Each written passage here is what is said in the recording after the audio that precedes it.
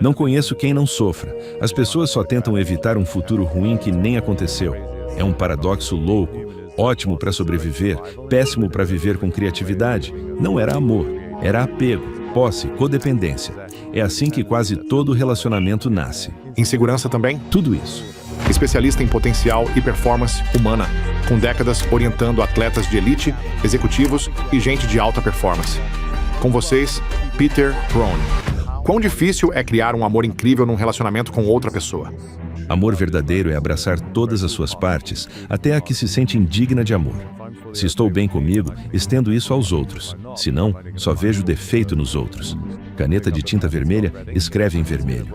Não importa o esforço, o condicionamento do subconsciente sempre aparece. Você acha que quase todo mundo sofre hoje em dia? Ah, nossa! Bem-vindos de volta à The School of Greatness em português. Tô animado com o nosso convidado, Peter Crone. Bom te ver, cara. O prazer é meu. Falo sério, é realmente ótimo estar aqui. É um prazer enorme e sim, eu admiro muito quem você é, ainda mais depois da nossa conversinha de antes. A gente teve um podcast inteiro antes disso, então agora vamos começar a gravar Sim. de verdade. Tudo o que você ensina gira em torno de criar menos sofrimento e mais liberdade. Sim. E eu fico curioso. O que você acha que é a principal coisa que impede as pessoas de alcançarem todo o seu potencial, pensando em liberdade? Ah, nossa. Eu fico quase preocupado de falar 1 hora só sobre isso. Acho que faz parte da alegria e do desafio de ser humano, que é a gente se identificar de forma errada com essa espécie de identidade nossa. Existe uma personalidade que costuma ser forjada na nossa infância. A gente acha que é isso e não é aquilo. As crianças sempre ouvem: não faça isso, você é ruim, você está errado, você está certo. E aí a gente começa a forjar essa fachada, e ela vira exatamente a limitação contra a qual passamos o resto da vida tentando superar, desmentir, consertar ou melhorar. E, para mim, esse é o maior obstáculo. No retiro que eu te contei um pouco, eu disse que o maior adversário que qualquer ser humano vai enfrentar ao longo da vida é a própria identidade. Para mim, o vício supremo é a ideia que fazemos de nós mesmos, que vira o obstáculo para a essência de quem somos por baixo disso. Por isso meu bordão é: eu não resolvo problemas, eu dissolvo. A mente subconsciente é algo que desenvolve a nossa identidade? Que ele é a fundação dela. Então essas coisas subjacentes... É bem parecido com... O pessoal não sabe, mas a gente está num prédio enorme aqui e o tamanho do prédio precisa ser compatível com o tamanho da fundação ou vice-versa, certo? Não dá para fazer a fundação de uma casa de 100 metros quadrados e erguer esse prédio lindo onde fica o seu estúdio. Não daria... Eles são incompatíveis, certo?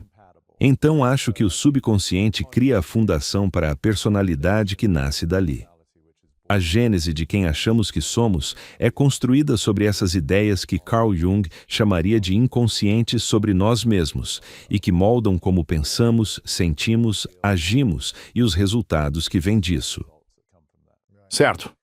Você fala sobre isso, que tinha 7 anos quando perdeu sua mãe e 17 quando perdeu Sim. seu pai. Então, aos 17, você estava basicamente sozinho, sem pais biológicos. Sim. Como essa experiência, esse ambiente e essa programação subconsciente desenvolveram a sua identidade aos 17? Infelizmente, eu só percebi isso muitos anos depois, o que é sempre o caso, né? Mas o que eu descobri no meu primeiro relacionamento que eu achava amoroso, dentro do que eu conseguia entender, na avançada idade de 28 anos, com a primeira pessoa que me fez pensar: meu Deus, é ela. Foi um medo profundo de perda. No relacionamento, isso apareceu como padrões de compensação, estratégias de fazer tudo o que eu pudesse. Como sempre, eu uso frases como você sabe: a dor do passado alimenta o medo do futuro. Então, a minha dor passada, meus pais morrendo, ninguém me condenaria por isso. Foi, obviamente, uma situação muito difícil de atravessar. E o jeito como eu tentava compensar é como o cérebro funciona, né? Ele foi feito para prever e proteger. Esse é um dos paradoxos mais loucos de ser humano. Mesmo sendo um ótimo instrumento de sobrevivência, é uma forma horrível de viver uma vida próspera, criativa e livre. A gente fica procurando os piores cenários, ou como eu digo às pessoas, elas só estão tentando evitar um futuro ruim que ainda não aconteceu, certo? Eu tentava evitar um futuro ruim de perda. No relacionamento, isso virou eu me tornar o namorado perfeito. Não era só o Peter que ela adorava e amava. Ela não tinha problema comigo. Era o meu jeito de amenizar a dor que eu ainda carregava. Então o namorado perfeito virou o Peter Plus, certo? E aí? Era tipo ir muito além de Sim, tudo? eu já era amoroso, gentil e generoso. Me considerava um cara bom. Nunca gritei, nunca bati em ninguém, nunca traí. No papel, eu marcava todas as caixinhas. Mas isso era insuficiente para minha identidade que dizia, eu amo essa pessoa. O que hoje eu vejo que não era amor. Era mais apego, posse, codependência. É assim que a maioria dos relacionamentos se forma. Insegurança também, Tudo certo? isso. Sim. Certo. Medo. E isso criou o que eu chamo de melhor estratégia, toda inconsciente. É pura sobrevivência. Todo mamífero tem esse imperativo. Eu tentava sobreviver sem ver que fugia da minha sensação de inadequação, do medo dela me deixar. Sim? E Uau. isso se autorrealiza. Quando falam de sabotagem, não está errado. Mas eu diria que não é sabotagem, é autorrealização. Você não sabota nada, você cumpre o seu código, a sua programação. Uma projeção da sua Sim, programação. É como pegar certo. uma caneta com tinta vermelha, sabe? Ela vai escrever em vermelho. Não importa o quanto você tente, o mesmo vale para nossa programação. O condicionamento do subconsciente, uma hora se manifesta. As pessoas falam de manifestação o dia todo, e eu sinto que elas não entendem de verdade. Então sim, isso levou ela a ir embora, o que na época foi a coisa mais dolorosa e depois se tornou a mais poderosa. Porque uns 2 meses depois do meu próprio colapso, do meu sofrimento, da minha tristeza, do meu desespero, por razões bizarras do jeito que o meu karma aparentemente estava programado para se desenrolar, eu tive uma epifania repentina e eu fazia essas perguntas sem parar. Tipo, onde ela está? Vou vê-la de novo? Ela está com outro? Vou ter um amor assim de novo? Sabe? Isso me tirava o sono, literalmente, porque eu buscava a resposta. É o ego tentando resolver o próprio medo com certeza, o que já é um erro, porque a vida é incerta. Quando percebi que não havia resposta, tive a epifania da resposta para todas elas de uma vez. Onde ela está? Está com outro? Vou vê-la de novo? Vou me apaixonar?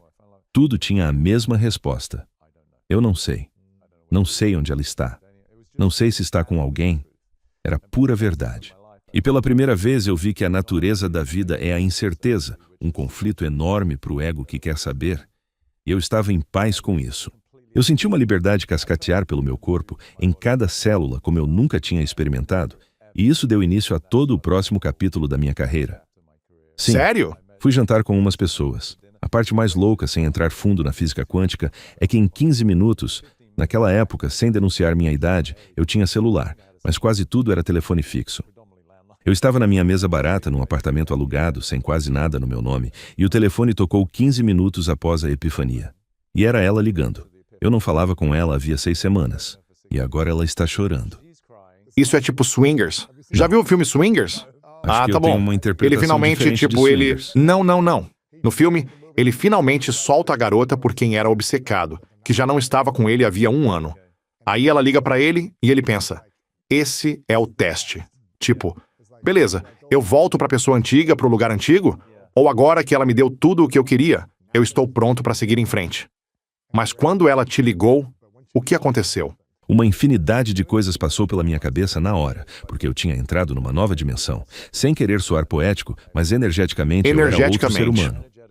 Você mudou. Completamente. E isso conversa muito no campo quântico com a teoria do entrelaçamento, certo?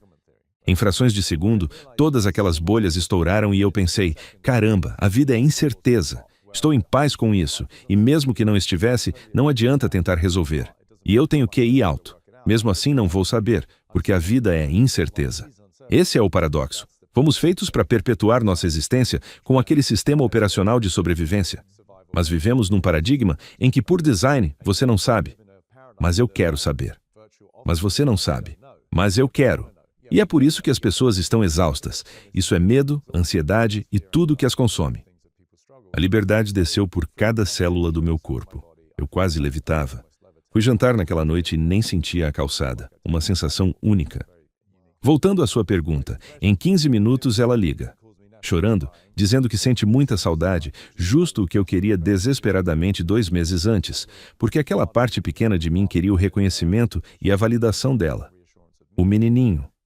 E ela voltou por um tempinho, porque eu a amava. Ainda amo. Sim. Ficamos uns 10 anos sem contato. E aí, ela me procurou. É casada, mora na Flórida. É lindo retomar o contato e relembrar o que aprendemos, mas eu já era outra pessoa. Ela ficou comigo talvez um mês depois disso, mas eu literalmente pulei de linha do tempo, como falo no meu trabalho. Estava em outra frequência, e o futuro previsível daquela linha ficou obsoleto. Nos Yoga Sutras tem uma citação linda. Quando vem o momento de iluminação, todo o sofrimento futuro se dissolve.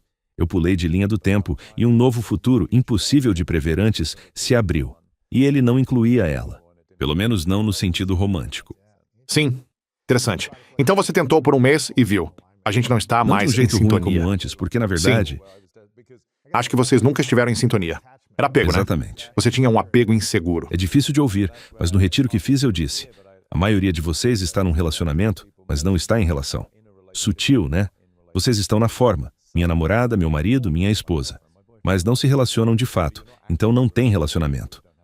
A maioria só se relaciona com o próprio condicionamento, o jeito de sobreviver, e usa o outro para manipular isso e conseguir amor e aceitação. É o diálogo de uma criança querendo se sentir segura. Eu superei isso. Ironicamente, estávamos mais em relação quando ela voltou, porque eu estava disponível. Foi o momento de entrelaçamento. Antes eu não estava disponível porque vivia com medo dela me deixar, mesmo ela me amando. Eu me relacionava com o meu próprio condicionamento, como a maioria vive. Por isso, os relacionamentos viram um tormento. Falta autoaceitação, amor e paz para estar de verdade com outro ser humano. Muita coisa aconteceu rápido. Sim. É engraçado que a gente ficou 1 hora falando de relacionamentos Sim. antes. E isso abre algo em mim. Porque no começo, quando eu estava namorando a Marta, eu lembro de pensar: essa é a melhor mulher que eu já conheci. A mais evoluída espiritualmente, a mais saudável, a mais consciente, a mais responsável, emocionalmente regulada. Todas essas coisas. Sim. Não perfeita, mas disposta a evoluir, a trabalhar em si mesma e assumir responsabilidade. E determinada, criativa, linda, tudo isso. Eu pensei, é a maior mulher que já conheci. E se não fosse para ser, Sim. eu estaria Sim. em paz. Eu não preciso provar demais, me esticar demais para tentar fazer algo funcionar, porque isso nunca funcionou no passado. Sim. E eu disse, se não é para ser, se a gente não está em sintonia, tudo bem. Vai existir outra coisa disponível para mim e para ela, porque a gente simplesmente não era para ficar junto. E tudo bem. E acho que esse nível de, como minha terapeuta diria, alto engajamento e baixo apego, Sim. me deu Que uma lindo. sensação de paz. Não era, tanto faz se não der certo. Era, não, eu estou totalmente Sim, dentro sim. e engajado. Mas, se seus valores forem diferentes dos meus e a gente viver brigando, Sim. então não é o melhor. Sabe? E eu vou ficar bem e seguro se Não não der importa certo. o que aconteça. Mas antes eu nunca me sentia bem ou seguro se alguém não me amasse. Se eu me doasse e amasse a alguém que não me amava, eu vivia na insegurança e no medo, tentando fazer dar certo.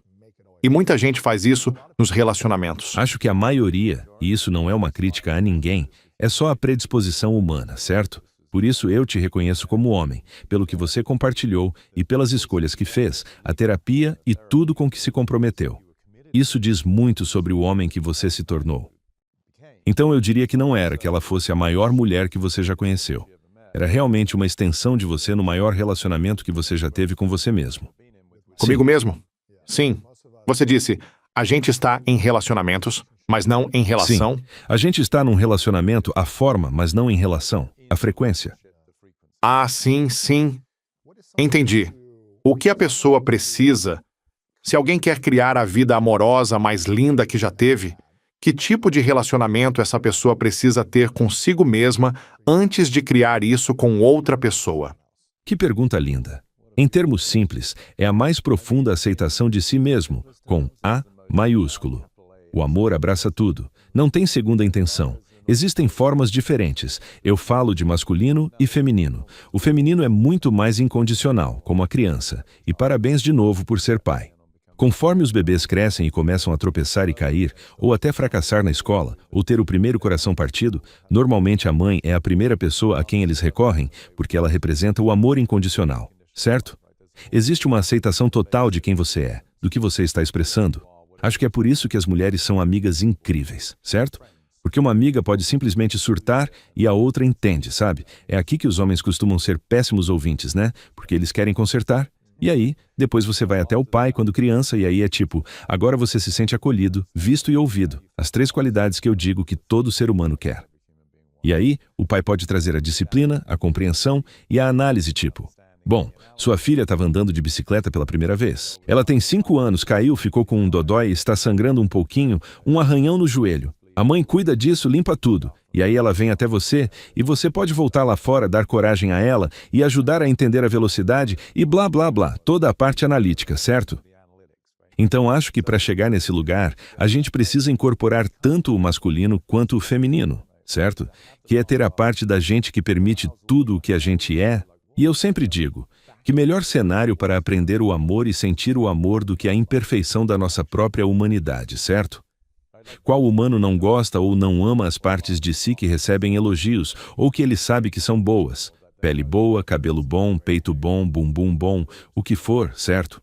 É tipo, sim, mas aí eles veem a celulite, ou o nariz torto, ou sei lá, as orelhas de rugby dos caras com quem eu cresci na escola. É isso, esse é o verdadeiro tesouro de onde eu desenvolvi o amor, sabe?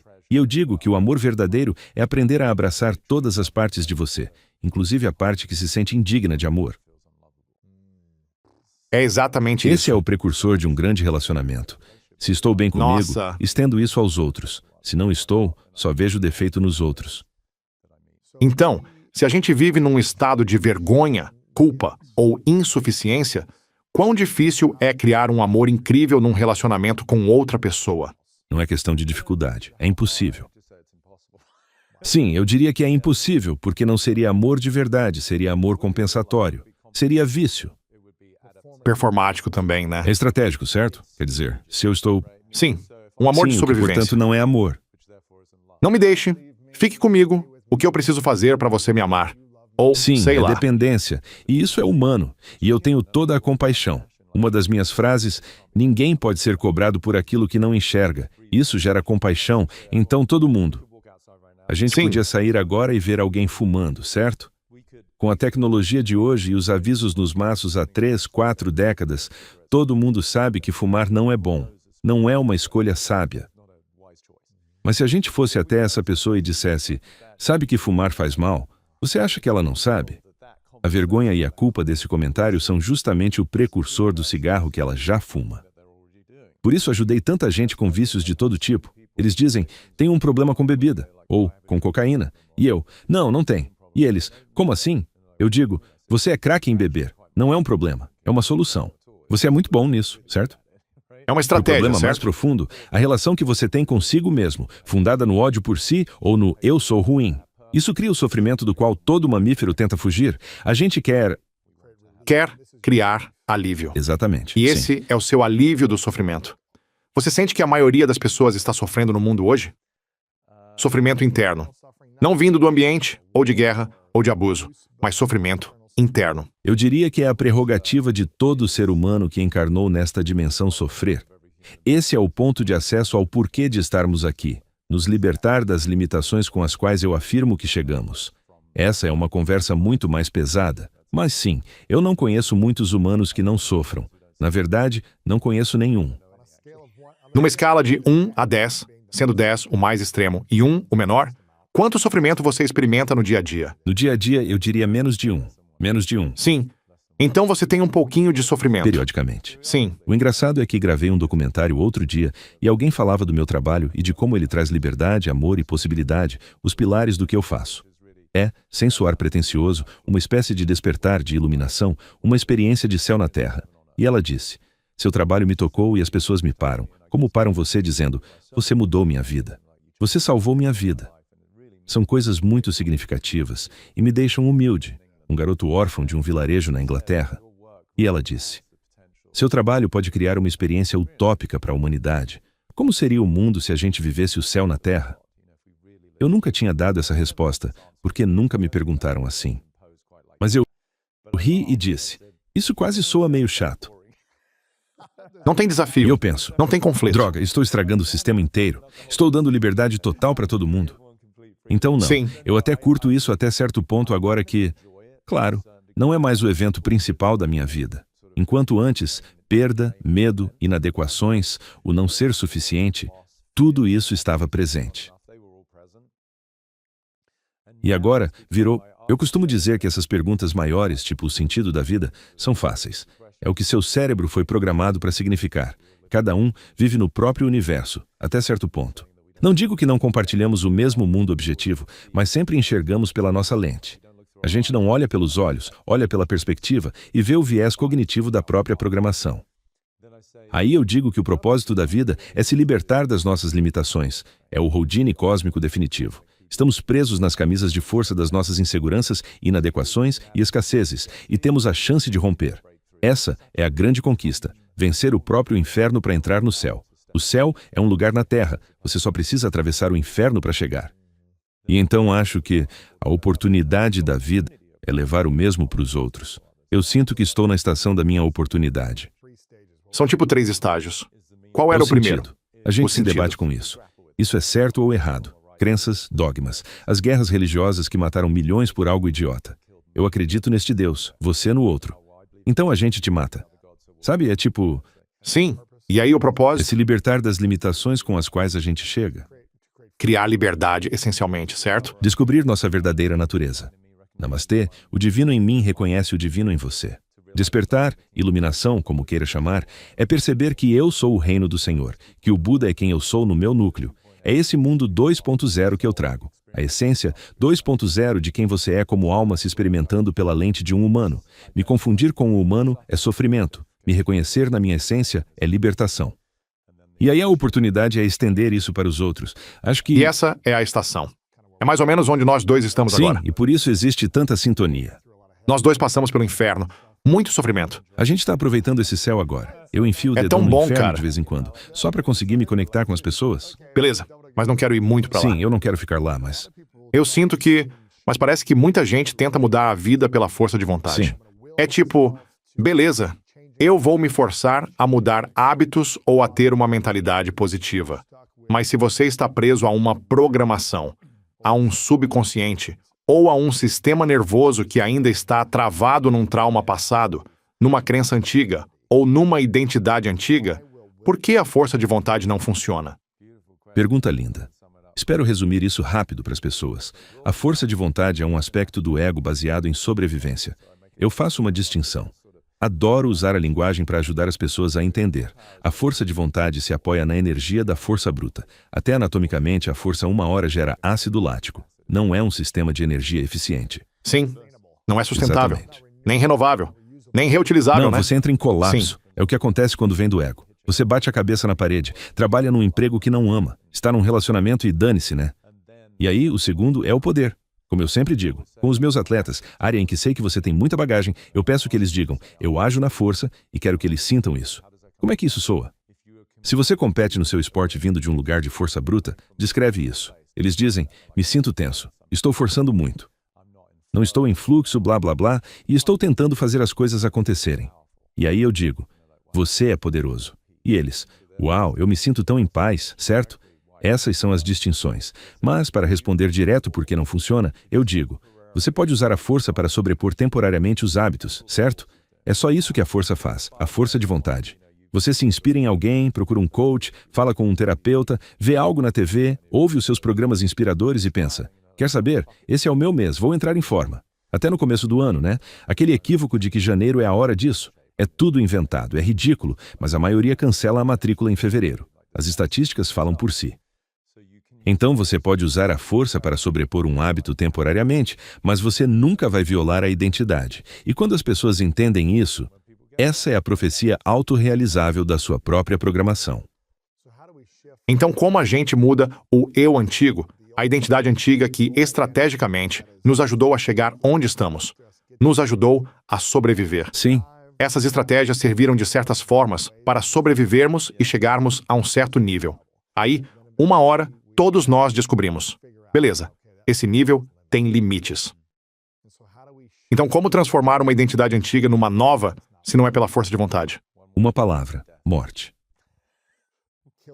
Matar o ego Sim, é morte, quer dizer, é realmente a metamorfose definitiva. sem morrer fisicamente. Sim. Bom, de certa forma, sim. E essa é uma distinção poderosa de entender. Morte.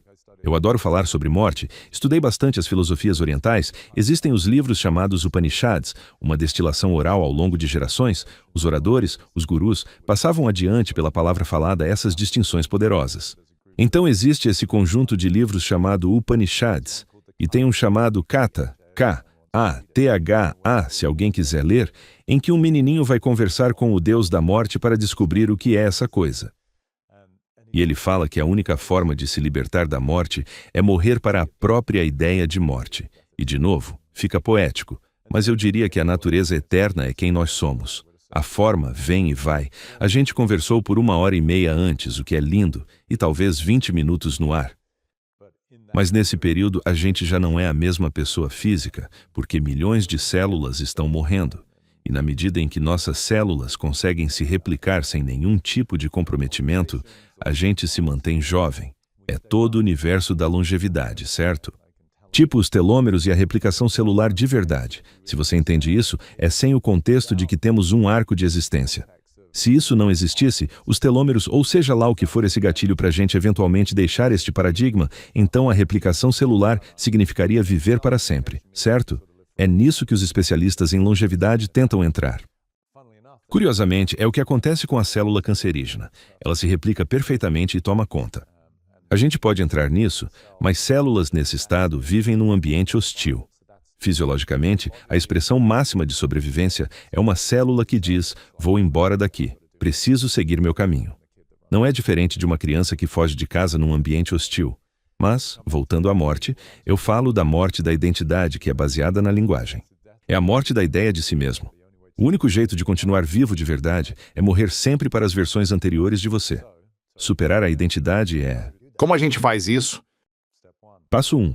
Consciência. Carl Jung tem uma frase ótima. Até tornar o inconsciente consciente, ele vai dirigir sua vida e você vai chamar de destino. Então é tipo, eu sabia que ia dar nisso. Bom demais para ser verdade. Eu sabia que não ia durar, né? Como se tivesse acontecido com a gente, sem ver que a nossa programação é o precursor do mundo que se manifesta.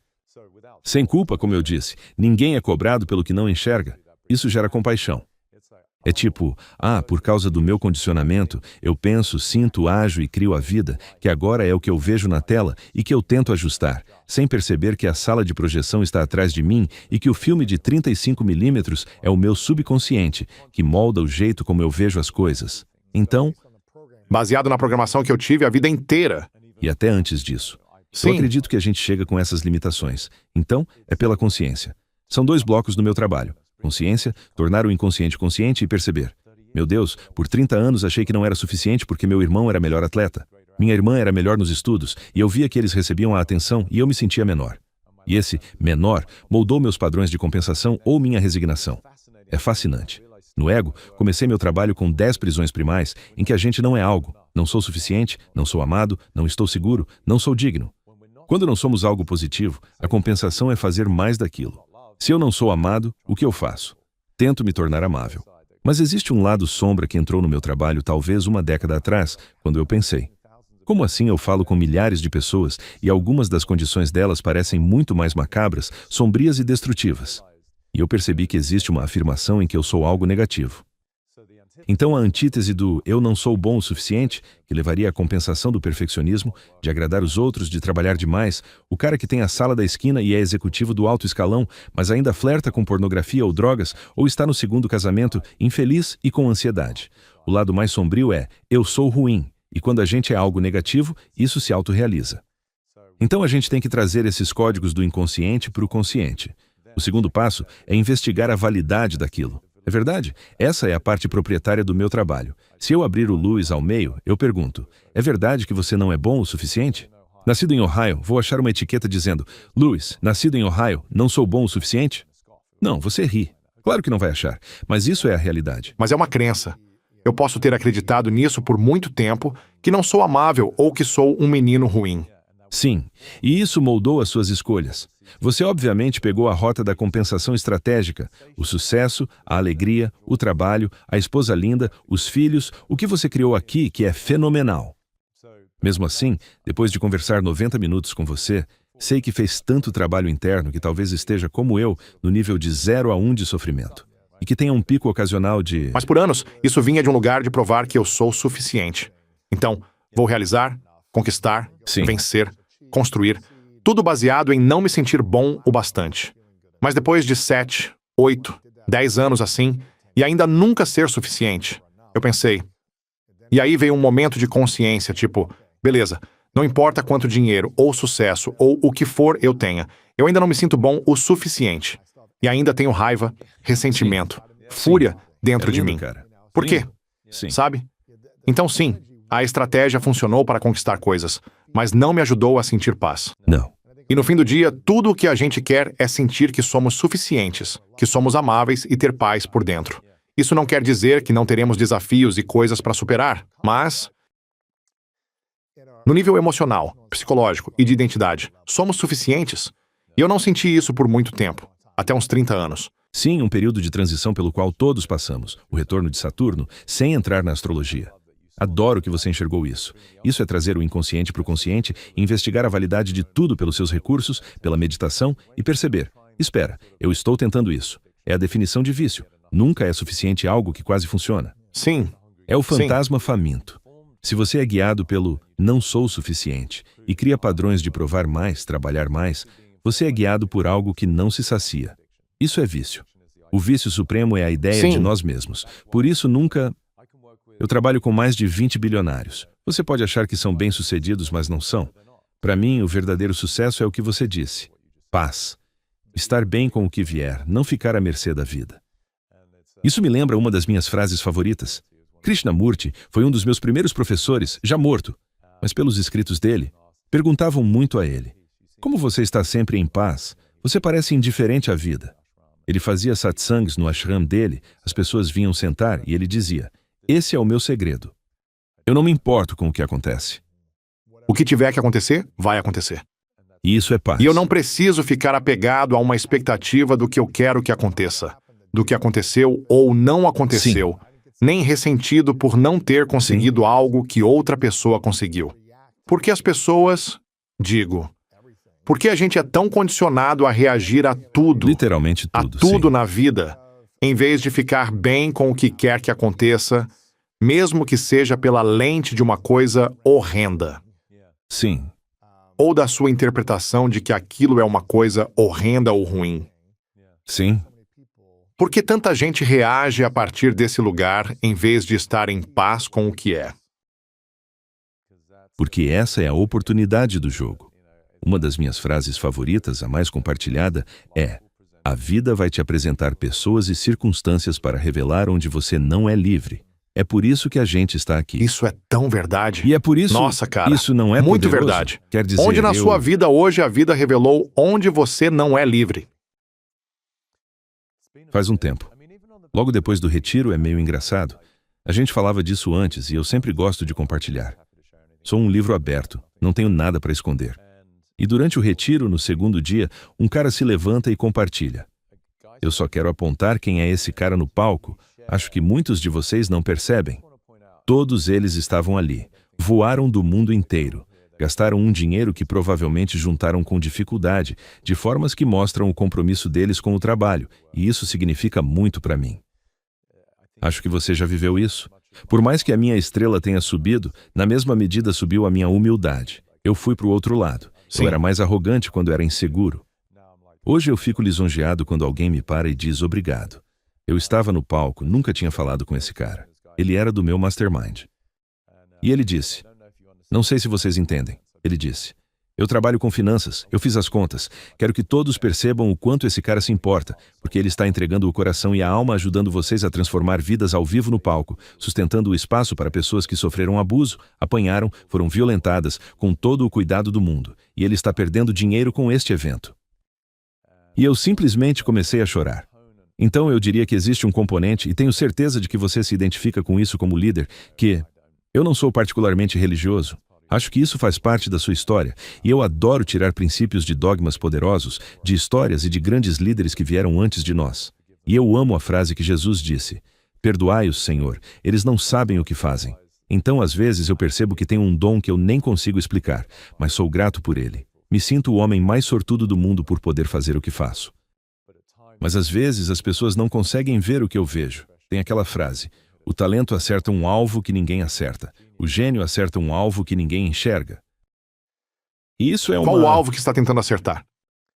Para mim, não existe, não é mais tentar. Eu estou acertando um alvo que ninguém consegue ver. Esse é o dom, certo?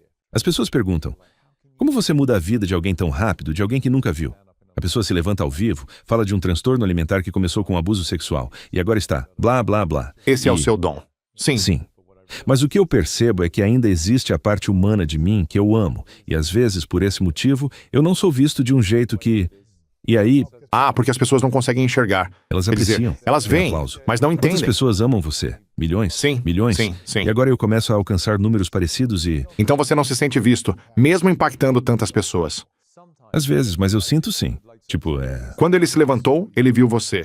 Ele viu uma parte de mim que ninguém aborda. Sim. Porque existe uma suposição. Tenho certeza de que você vive isso.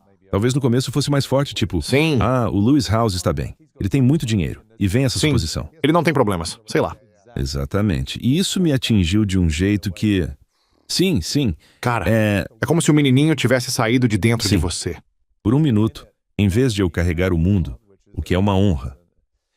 Sentir-se incumbido do fato de que eu posso dizer com autenticidade que sei que consigo mudar o curso da humanidade. Isso não é um projeto pequeno. Não é que fofo, sabe? É um chamado de verdade.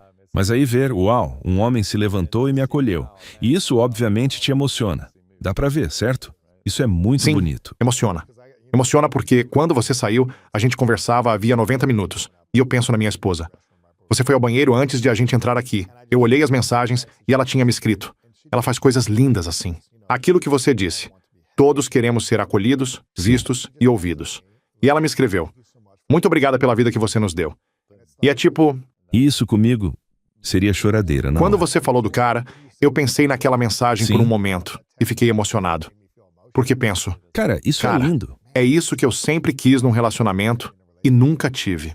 Sim. E eu recebo isso o tempo todo agora e nunca tomo como garantido. Uau. Sim, Talvez as pessoas sim. façam isso no começo e depois parem. Mas a gente já está há 5 anos. E tem sido um ano pesado. Sim. 9 meses, gêmeos. Ela foi parar na emergência 2 vezes depois que as crianças nasceram. Sim. Altos e baixos, aquelas bagunças da vida, sabe? E mesmo assim, ela aparece, me mostrando que eu sou acolhido, visto e ouvido, de um jeito que funciona para ela e para mim. E isso é um presente enorme.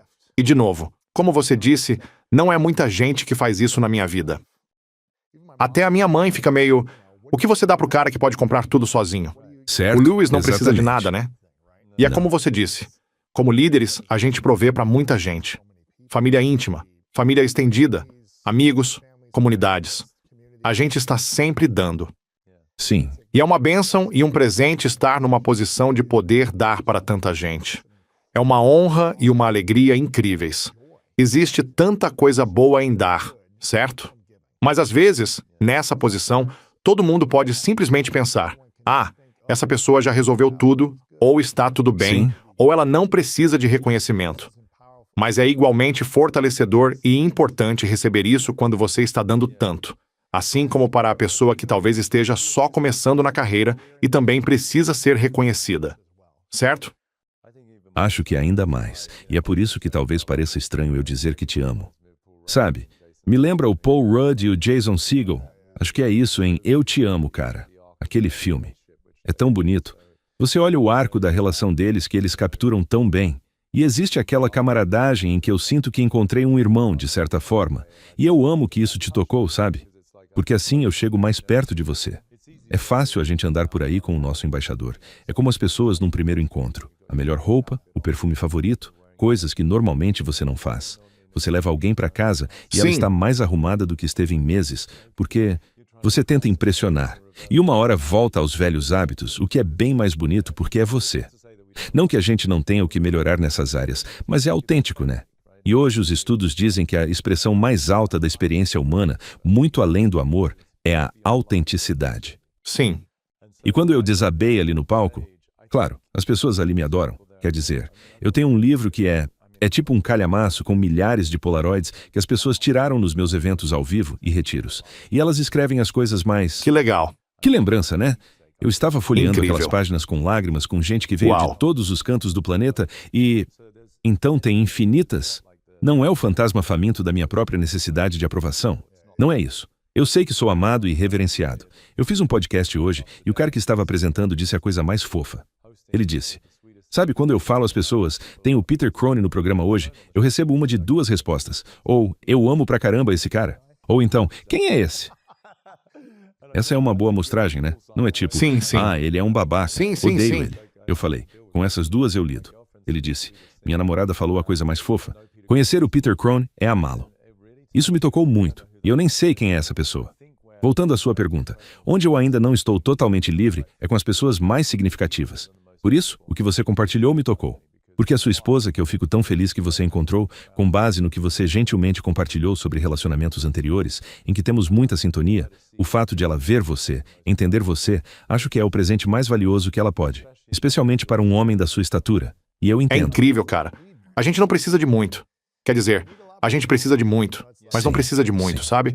É tipo, eu não preciso que ela compre nada pra mim, que faça nada por mim. Eu estou bem, sabe? Eu sei cuidar de mim.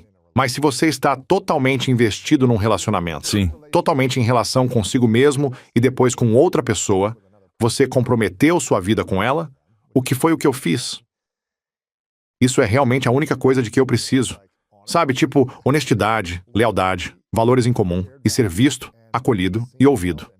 É isso. não é lindo? Eu não preciso que você faça nada extra especial, Não. nem Me tipo... compre cuecas novas, sabe? Tipo, não. Tipo, Ah, sim. centenas delas. Eu não preciso de nada disso. Então acho que foi aí que eu vi algo, hoje de manhã ou ontem, que foi bem bonito nessa área. Eu sou adorado por milhões, mas ao mesmo tempo, quando se trata daquelas relações íntimas em que você e eu damos um passo à frente tão facilmente, em que a gente provê tão facilmente. Tipo, alguém no retiro falou, cara, eu te vejo trabalhando com as pessoas e parece que você está 15 passos à frente. É E uma loucura. É tipo, Sim, sim. até eu estudei o seu trabalho e você Sim, dá uma sim. virada que ninguém Sim. vê chegando e bum, aquela pessoa Sim, desaba em sim. lágrimas, desperta, tem uma epifania, libera um trauma. Aí eu percebi com a minha equipe, coloquei todos no palco. E isso não é crítica, porque alguns podem ver isso, mas passo 10, 15 minutos reconhecendo cada um e o quanto significam pra mim. Devem desabar em lágrimas. Tem orgulho. E aí eu percebi que nenhum deles, sabe, eles me amam, mas não é recíproco, sabe? E tem aquela partezinha de mim que eu amo. Sério? Sim, Então você reconhece cada um deles lá em cima, mas depois eles não fazem o mesmo por você. Ou... não diretamente. Eles fazem, sim. Interessante. Eu sei. Muito obrigado, você é incrível. Tem muito disso. E olha, sim, não me entenda mal. Eu tenho o time principal e todas essas extensões, Claro, gente conduzindo claro. turmas diferentes, Em e tem lágrimas. mulheres em lágrimas Sim, sim. dizendo, obrigada, você mudou minha vida, que hoje trabalham para mim. Eu nunca teria previsto. Tem uma mulher que veio ao meu primeiro retiro no ano passado. Ela é mãe e chorava muito dizendo, quase comprei passagem de volta para casa hoje. Era a primeira noite, ela nem tinha participado. Ela disse, porque me sinto uma mãe horrível por ter deixado meus filhos. para estar aqui. Para estar nos Estados Unidos. Ela era do Reino Unido. E hoje ela comanda o meu programa Mãe 2.0. Uau, que legal. E ela escreveu no diário. Aí no dia seguinte ela entrou, se levantou e disse, depois, porque eu fiz um trabalho com ela e ajudei ela a ver a antítese completa, que ela se torna uma mãe melhor justamente por estar ali e que a culpa que ela sente pelos filhos tem várias facetas. Eles aprendem autossuficiência, independência, Sim, sim, sabe? sim. Eles ganham novas habilidades com a sua ausência e você também se torna... Você não quer sumir por 6 meses, mas uma semana está ok. 3 dias, tranquilo. E ela tinha escrito no diário depois dessa revelação. Na manhã seguinte, ela se levantou, pegou o microfone e disse, eu percebi ontem que mudei a minha vida. Uau. Eu mudei a minha vida. Sim. Isso vale deixar seus filhos por alguns dias? Ela escreveu naquele mesmo dia, quando encontrou esse novo senso de si. No ano que vem, vou estar trabalhando com o Peter Crone. Ela me mostrou ontem. Foi incrível. Isso é legal. Então acho que é mais o círculo íntimo. Eu sei que o meu time Sim, me ama sim. e me adora, mas o que eu ouço deles é o que podia melhorar, o que deu errado, onde certos comportamentos não foram legais e o que aconteceu no retiro. Eu sou o líder, claro, é o trabalho deles, mas ninguém se vira e pergunta, como você está? Sabe? Minha coluna estava travada, eu fiquei horas... Energeticamente em pé, você minha se voz derramou ajudando todo mundo a curar e sustentando o espaço por dias e exausto. Quer dizer, a cor dos olhos de um cara muda só pela liberação profunda de um trauma. Ele cresceu uns Sim. 8 centímetros, ficou tipo... E todas as mulheres. Ah, sabe? Um homem de verdade surge do nada, saindo daquela energia de menininho. Sim, sim. E eu penso, sim, isso acabou de acontecer. E aí vem, ah, sim, mas as canetas não estão funcionando e as pessoas estão preocupadas. E eu, é sério? Então, é aí que você ainda não é livre. É querer conseguir receber isso das pessoas ou saber que você nunca vai receber porque é um líder. Sim, O preço da liderança é não ter todo mundo te entendendo e te enxergando o tempo todo. Existem recompensas incríveis em ser um líder na sua vida. infinitas. Mas existe um Infinito. preço para a liderança também. Sim, Você não vai ser entendido por todo mundo. Pouquíssimos vão enxergar e reconhecer isso. E te dar isso. sim, Mas o que é? É saber que talvez eu nunca receba esse ser visto de verdade que eu procuro. Ou que, quando acontecer, vai ser tipo, uau, levei 6 meses para finalmente alguém me dizer isso depois de eu derramar a minha vida nisso. sim. Como é isso para você? Acho que é tudo isso. Conhecer você é mais uma forma de inspiração, certo? Acho que a gente tem uma infinidade de jeitos de evoluir. Tem o aprendizado tradicional de informação, e aí tem um insight interno, um entendimento que vem da intuição, não do intelecto. E aí tem a inspiração, que é alguém como você. Eu amo a velocidade com que a gente está se conhecendo e ouvir e ver você se emocionar às lágrimas com a mensagem que acabou de compartilhar. Tem um sentimento de que eu sei que isso faz parte do meu futuro, sabe? E eu sempre digo que, nos últimos estágios dessa evolução da nossa personalidade, a qualidade mais difícil é encarnar de verdade a confiança e a paciência. Saber que existe um desdobramento, que aquilo está a caminho. E ver isso em você, dadas as semelhanças das nossas trajetórias, me faz saber que existe uma mulher por aí que vai me adorar em todas as minhas imperfeições, tanto quanto eu sustento espaço. É estar nos olhos de outra pessoa e ser visto por inteiro. E eu sei que o meu time me adora, e teve um dos mentores que disse: olha, eu já fiz todos os meus agradecimentos. Já agradeci umas 20 pessoas, mais os voluntários. Aí ele pegou o microfone e disse: a gente só quer dizer que estamos todos aqui por sua causa. Você nos faz sentir seguros. E é. Isso aí. Olha só que Sim. coisa linda. E é lindo, mas é tipo... E eu Sim. sei... E olha, eu sei que o meu time me adora, mas não tem aquele, sabe? Sei Sim. exatamente E então, onde para você está. responder a sua pergunta... Claro. Mas muita gente não tem a habilidade. Ia dizer Exatamente. capacidade. Mas todo mundo tem. O que falta é desenvolver a habilidade de enxergar e sustentar espaço para alguém emocional, energética e espiritualmente. Porque provavelmente é a coisa mais vulnerável que existe. Sim, Se expor e dizer: eu te vejo, eu te reconheço. Sabe, o que você acabou de fazer foi muito poderoso e profundo. Tipo, obrigado pelo presente que você é. A maioria das pessoas não tem a consciência nem a habilidade de dizer isso, porque dá medo. É difícil de fazer. dá medo. E num nível ainda mais primal, elas estão ocupadas demais tentando sobreviver. Claro. O poder do reconhecimento, se você entende de verdade, Sim. é um ato muito generoso. Eu não acho que para pessoas como você, e eu trabalho com os melhores dos melhores em todas as áreas, certo? Já vi isso com meus atletas, já vi com meus VIPs.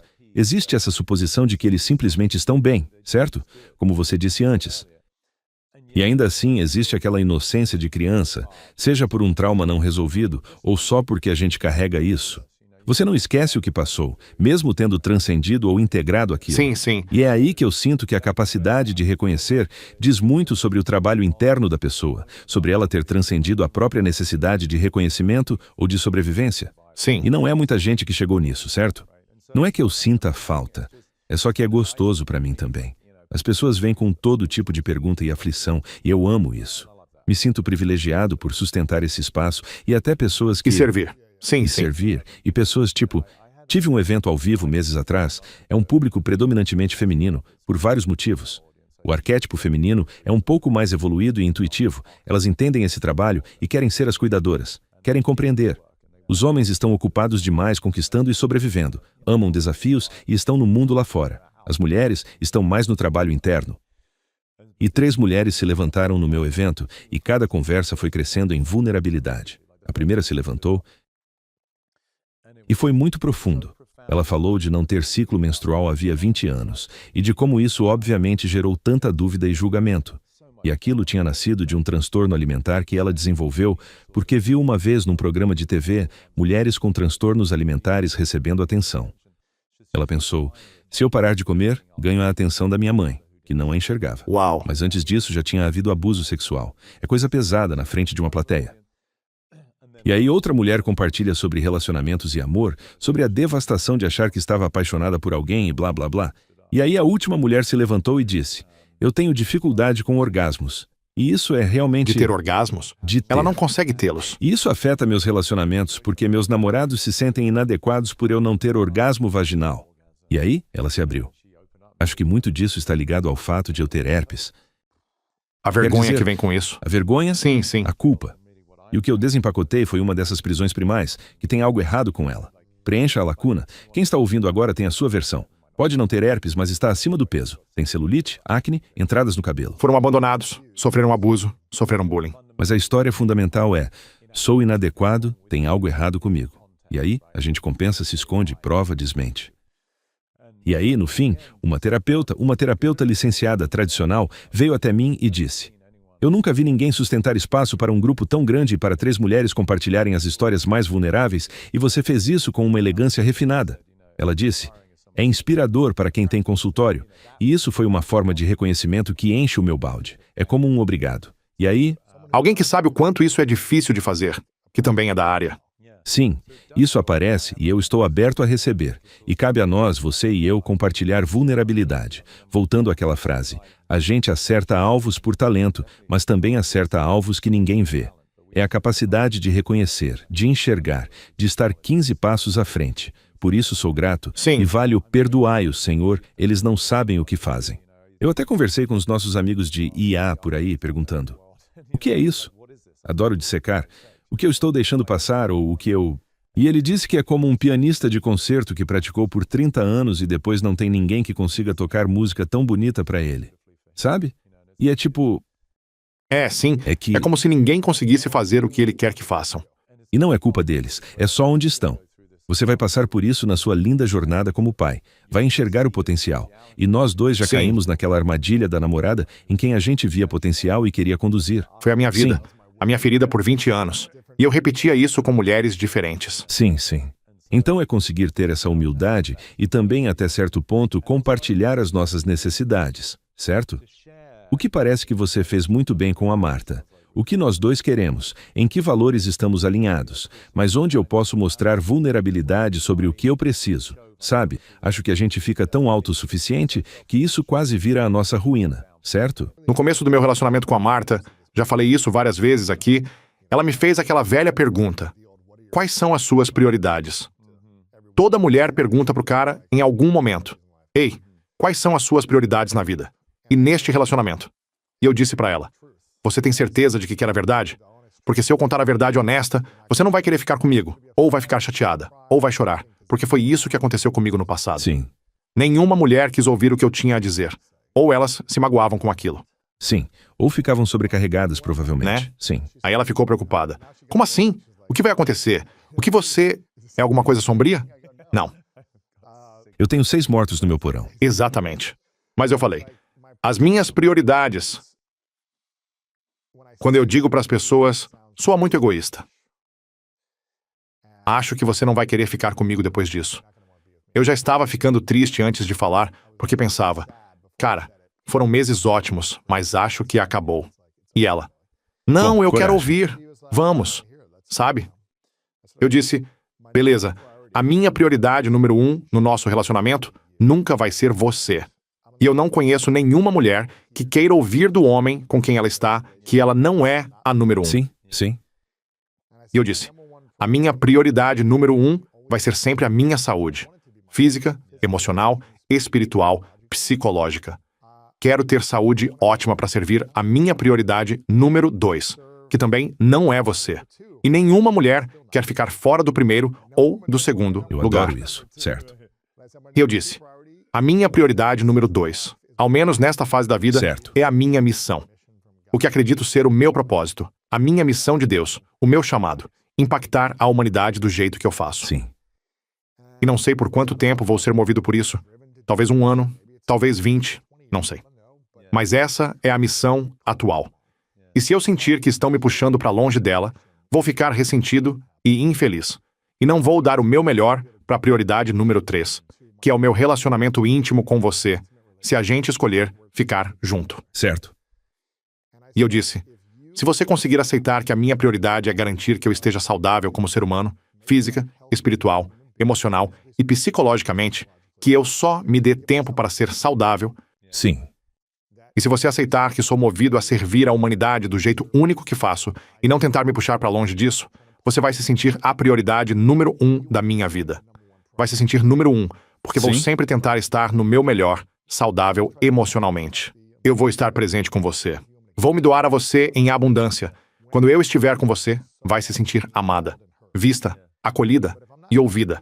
Mas se eu não estiver saudável e no meu propósito, não vou ser Sim, bom para você. Isso é lindo. E ela falou, eu adorei. Ela na hora falou, adorei, porque nunca estive com um homem que tivesse propósito. Eles sempre faziam de mim o propósito deles. E eu falei, não, o que você veio fazer neste mundo? Ela sempre atraía homens sem propósito. E aí encaixou.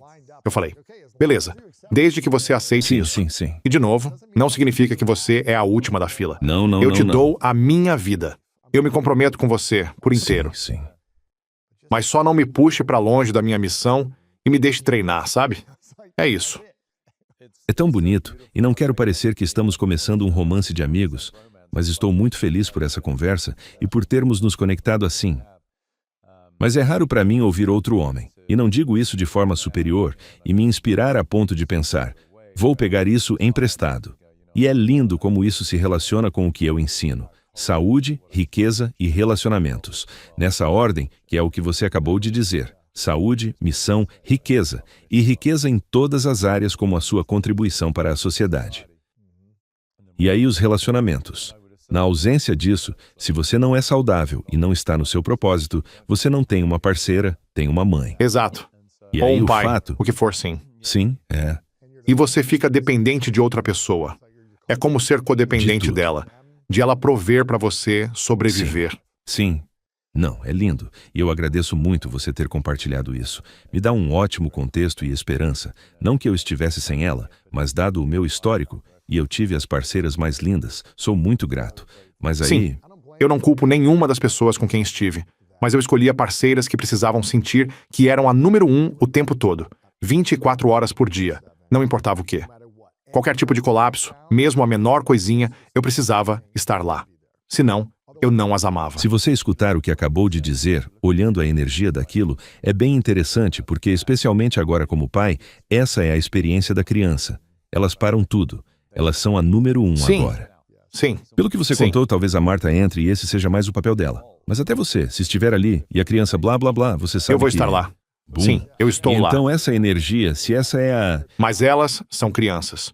E não são uma criança num corpo de 30 anos. São uma criança num corpo de 9 Sim. meses. E então, o contexto, o papel e a responsabilidade é servir aquela criança para a sobrevivência dela. Sim. Mas o desafio é que a maioria, eu incluído, roda com uma programação de ferida infantil em corpos adultos. E a gente trava naquela estratégia de sobrevivência dentro de parcerias adultas. Mas os dois são crianças, de certa forma. Sim, e por isso estou tão animado. Anunciei com o grupo com quem eu estava todo esse contexto do 2.0 World, um paradigma novo para as pessoas, esse novo sistema operacional que estou canalizando. E dentro dele tem várias especialidades: mãe 2.0, pai 2.0, atleta 2.0, líder 2.0. Tipo, o que é ser esse novo tipo de humano, sabe? E é uma alegria enorme. Como o cara que ajudei a transformar no palco, passou de menino a homem numa fração de segundo quando viu as histórias que o mantinham com medo e dependente. Ele basicamente tinha cortado a mãe da vida dele. E ele achava que tinha resolvido afastando a pessoa, o que muita gente faz. Se eu tirar a pessoa, fico bem. Mas a ferida está dentro de você, não lá fora. O ódio é uma lâmina curva, como disse Shakespeare. O ódio é uma o quê? Uma lâmina curva. O ódio é uma lâmina curva. Então, a Interessante. gente odeia alguém, e é como beber o veneno, esperando que faça efeito na outra pessoa. Sim, Sabe? sim. Foi o que eu estava te contando. Uma lição linda. E eu não estou dizendo para todo mundo fazer isso. Mas uma lição linda que eu aprendi num relacionamento anterior foi que eu queria muito sair. Porque estava ficando... Não estava bom. Eu queria terminar porque pensava, só quero alívio. Quero ficar sem dor. Não quero mais sofrer. E o meu terapeuta na época disse, você pode fazer o que quiser. É a sua vida. A sua jornada. Eu não estou dizendo para ficar nem para sair. Mas eu recomendo criar limites e paz dentro do relacionamento. Dentro de você mesmo, Sim, quando tem uma reação da sua parceira, quando tem um colapso, quando tem aquele tratamento de silêncio, sejam quais forem as estratégias dela, você aprender a se sentir seguro dentro de si mesmo naquele ambiente, Sim. em vez de fugir, ou se retirar, ou como você quiser chamar. Sim. E eu resistia muito a isso, porque eu só queria alívio. Sim. Sim. Eu só queria cair fora. Mas fico feliz de ter ficado, porque aprendi a estar em paz num ambiente caótico, em vez de estressado e reativo, com aquele preciso do meu espaço. Não. Eu crio o espaço dentro de mim. Obviamente, se ficar perigoso, aí é outra história. Mas se for só emocionalmente estressante, como permanecer em paz? Se alguém que está ouvindo vive violência doméstica, saia de lá. Com certeza. Mas era mais uma resposta emocional, psicológica, em que eu estava vivendo com medo. Sim. É muito poderoso. Isso me lembra do começo da minha jornada e me faz sorrir por causa do que aconteceu, que eu vou contar. Eu estava num estúdio de yoga falando para 20 pessoas, contra milhares hoje num auditório, e acho que algumas provavelmente apareceram achando que teriam aula de yoga, nem estavam ali para me ouvir. Mas eu falava de relacionamentos e fiz uma distinção parecida com a do seu terapeuta, que é bem sábio. Eu disse que o único jeito poderoso de terminar um relacionamento é quando vocês dois estão felizes um com o outro. Sim, ou em paz dentro dele, tanto então, faz. Eu não estava feliz com ela, mas paz. estava Isso é feliz mais preciso. comigo. Eu ainda estava no começo da carreira, então escolhi outras palavras. Sim. Quando compartilhei isso, eu estava na metade, e a minha amiga que veio de Nova York, aqui em LA, saiu uns 5 minutos depois que eu falei aquilo. Ela tinha ido me apoiar, e eu pensei, para onde ela vai? Enfim, continuei, e 1 hora depois de eu terminar, ela ligou e disse, me senti péssima por sair, mas o que você falou me tocou muito. Eu estava num relacionamento, num bom momento, mas sabia que não era o relacionamento certo. Então eu quis aproveitar a chance de estar com ele num lugar de paz e dizer, eu te amo, eu te agradeço, mas eu estou seguindo em frente. Uau! E foi tão bonito. Se não, sim, a gente tende a arrastar esses padrões para o próximo. Onde quer que você vá, lá está você, sabe? Sim, e a outra pessoa pode não responder com paz. Ao terminar um relacionamento, a maioria não tem consciência para dizer, beleza, eu te amo. Sim. Obrigada. Tenha uma vida linda também. Sim. Sabe? Infelizmente não costuma funcionar assim, mas pela sua evolução. Mas se né? você... Sim, eu acho importante. E de novo, eu sempre chego nessas frases que vêm através de mim. Eu digo que a verdadeira segurança é a ausência da necessidade de segurança externa. E isso é paz, Sim, certo? é verdade. Eu não preciso que as Isso é circunstâncias sejam de um jeito específico para eu estar bem. Mas isso exige um estado de mente muito avançado, em que eu não estou mais à mercê da vida. E é aceitar o que vier depois. É aprender a aceitar. Você pode não gostar, mas aceita que é assim que a pessoa vai reagir, sabe? Esse é o meu segredo. Não me importo com o que acontece. E eu criei um acréscimo a isso. O Krishnamurti é uma lenda. Aquilo me deu uma sensação de liberdade. Eu brinco muito com a liberdade. A liberdade é aquela visão monástica da vida, em que não estou à mercê. Estou em paz, aconteça o que acontecer. É poderoso. Comparado à maioria, é reação, como você disse. Reação, reação, reação. Alguém te fecha no trânsito e você já solta. É o que eu chamo de reação inconsciente. Mas aí pensei, isso é lindo. Eu consigo a liberdade que é não me importar com o que acontece. Estou em paz. Consigo estar com o que estiver se desenrolando. Esse é um estado avançado. Mas para mim, na minha jornada agora, com aquelas perguntas que você fez sobre onde eu ainda não sou livre, é a liberdade com a vida, ter propósito e, como masculino, ter direção, certo? A aceitação remove o sofrimento, mas o senso de compromisso dá direção. E é com isso que eu estou brincando agora dentro do masculino, sabe? Você sente que não está claro, então, sobre para onde eu já está estive, indo? com certeza. Eu era o senhor tranquilo. Nada me abalava de verdade. Até com namoradas muito chateadas, eu escutava com compaixão, o que já era um problema para elas, porque eu não demonstrava reação. Elas preferiam... Elas queriam uma reação. Elas queriam que reagisse e eu simplesmente entendia, eu compreendia. Eu queria resolver aquilo, sabe? Aí eu fazia a piada. É como falar com o atendimento da British Airways. Lamentamos que seu voo tenha sido ruim. Isso não funciona com uma parceira. Foi uma evolução para mim, mas agora é direção. Ter um senso real de compromisso com algo é liderança de verdade, mesmo diante da adversidade que faz parte disso. As coisas por que a gente passou. Sim. Se não existem desafios, eu brinco que levo um grande atleta para a academia e dou 2 halteres de meio quilo. Vamos fazer 10. O que você Não é tira nada. disso? Nada. Sabe? Então é realmente a adversidade que cria o homem, sabe? Mesmo que muitos homens façam de tudo para amenizar o sofrimento ou a adversidade, é tipo, não, mergulha de cabeça. Sim. Você falou rapidamente sobre manifestação mais cedo, que a maioria não entende manifestação ou está fazendo errado. Sim. O que é manifestação e qual é o jeito certo de fazer? Ótima pergunta. Eu diria que manifestação é uma palavra atribuída a algo que o ego acha que cabe a ele fazer, certo? E é exatamente daí que vem o ego. É tipo, beleza, eu vou manifestar. Mas voltando à sua pergunta sobre como superar esses programas profundos, não dá pela força de vontade. E por isso a manifestação virou companheira da força de vontade. Vou manifestar a parceira dos sonhos, a casa, o iate, o dinheiro, blá, blá, blá. Se olharmos a mecânica disso, não como mestre espiritual, mas como físico, o seu condicionamento. Na cadeia da criação, a gênese de tudo, primeiro existe a consciência, e existem limitações subconscientes que levam ao pensamento consciente, com as crenças limitantes, que criam o corpo emocional, as ações e o resultado. Essa é a cadeia da manifestação. Onde a maioria trava é, a gente vê especialistas dizendo, faça isso, não faça aquilo. Estamos no reino da ação, lá embaixo na cadeia. É o estágio 5.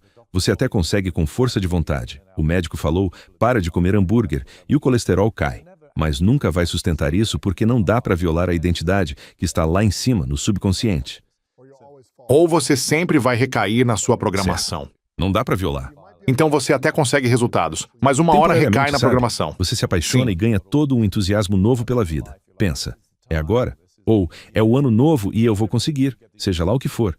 A gente tem esses vislumbres momentâneos de grandeza, sabe? Mas não dá para sustentar, porque a programação diz, que fofo, mas espera a gente entrar em cena. Sim, então, sim. manifestação é realmente entender essa cadeia. Eu olho para as 3 arenas, tempo, espaço e identidade, certo? A manifestação é geralmente algo fora da gente. Eu quero manifestar, preencha a lacuna. É sempre baseada no tempo, porque o querer, como energia, cria tempo, certo? Querer é uma proposição de futuro. A gente não tem. Se a gente quer, é porque não tem. Isso vem agora? Vem daqui a 1 ano ou 10 anos? Tipo, quando vai chegar pra mim? De qualquer forma, está no futuro, não está aqui. Sim. É algo que falta pra gente no momento. E isso, para mim, é uma das prisões predominantes de que eu falo. A nossa relação com o momento presente, que é a lente do não é isso, certo? Esse é o padrão. Configuração de fábrica. O que temos agora não Não é... é isso, mas estou chegando lá, me esforçando muito. Assinei uma revista nova que vai me ajudar a sei lá o quê, sabe? Sim. Perder 2 sim. quilos em 5 Men's dias. Health, Sim. tanquinho, como conseguir. 3 décadas dizendo isso e você ainda não tem. Então são as 3 arenas em que existe esse equívoco. Está fora de mim, é baseado no tempo. Certo? Vai demorar um pouco e cabe a mim fazer. Então esses são os grandes... Eu tenho que fazer alguma Mas o coisa. fazer, se a gente olhar a cascata, subconsciente, crenças, sentimentos, ações, fazer algo, resultados, certo? Já é tarde demais. Então a verdadeira manifestação é o processo revelador de entender a sua programação, de que você não faz outra coisa senão manifestar o dia inteiro. É isso. Tudo o que você faz como humano é manifestar. Não é que eu manifesto pela minha programação e aí o meu grande eu, o ego, manifesta por cima do que já acontece automaticamente. Outra coisa. Sim. É aí que as pessoas fazem. Meu Deus! Então manifestação não está fora da gente. É uma frequência que a gente adota e realiza. A frequência precede a forma, como eu digo. No quântico, a gente traz aquilo que é não manifesto, pela cadeia da criação, para o manifesto. Então, manifestação é aquilo que se baseia no jeito como a gente está programado agora. Se você quer manifestar, você muda a sua programação, o que leva automaticamente a pensamentos conscientes diferentes, sentimentos diferentes, ações diferentes e resultados diferentes. Não é baseado em tempo, é instantâneo. É uma virada. Tipo, o cara... Acontece instantaneamente. Pode levar tempo para perceber como virar a Para chave. enxergar, sim. Isso é porque o mundo externo é muito mais denso. Por isso eu transformava corpos, o que era divertido. É fácil. Estudei biologia humana, fisiologia do exercício, entendo todos os ciclos de energia, blá, blá, blá. Tenho bagagem em pilates, yoga, tudo isso. Calorias que entram, calorias Tudo que isso. saem. Mas leva tempo. Eu Sim. fiz um evento ao vivo, na semana passada, antes do meu retiro. E essa mulher é sempre tocante. Mas ela estava falando de algumas coisas com que estava lutando no negócio dela, no coaching e blá, blá, blá. E também nos relacionamentos. E ela achava que o problema era ter Lyme, certo? E eu perguntei, bom, quando isso aconteceu? O que você acha que aconteceu? Ela disse: eu lembro que, 13 anos atrás, acho que isso apareceu por causa de uma escolha que eu fiz e pela qual eu não me perdoei. E ela compartilhou abertamente, o que foi corajoso da parte dela. Ela tinha feito um aborto. Ela era muito jovem. Foi uma época assustadora. Nem precisamos entrar nos detalhes. E ela disse que por isso se acha uma assassina de bebês. Uau. 13 anos depois, ela ainda vive nessa energia. E por isso acha que a Lyme apareceu. E eu falei um pouco sobre a energética de um sistema comprometido que perdeu a integridade, um ambiente hostil que fica fácil para forças externas, sejam quais forem, uma doença, um vírus, Para te te atacarem. É como este prédio aqui. Se houver um ponto fraco na estrutura, é ali que ele vai cair, certo? Então a gente conversou. Teve lágrimas. E eu pedi para ela enxergar. Ela era ruim por causa da escolha dela? Tipo, se eu te abrir ao meio, essa é realmente a sua identidade? Ou é só como você se sente sobre si mesma? Ela sentiu alívio, e eu perguntei: o que ficaria disponível para você se não carregasse culpa e vergonha, se conseguisse estar bem com aceitação profunda? E o que eu normalmente quero e busco é alívio, Liberdade ou o quê? paz, Sim. poder me amar. E ela disse: eu seria alguém que um parceiro conseguiria aceitar, certo?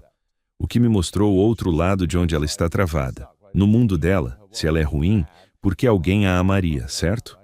Uau. Mas eu Sim. disse: interessante. Não estou negando isso. A gente chega lá, mas vamos ficar em você agora. Se você superasse a ideia de que é uma pessoa ruim pelo que fez, e existe uma distinção bem mais poderosa sobre abraçar a nossa história. Como eu explico, todos os seus problemas vêm de memórias. Se você não tem memória, não tem problema, porque nada está te guiando.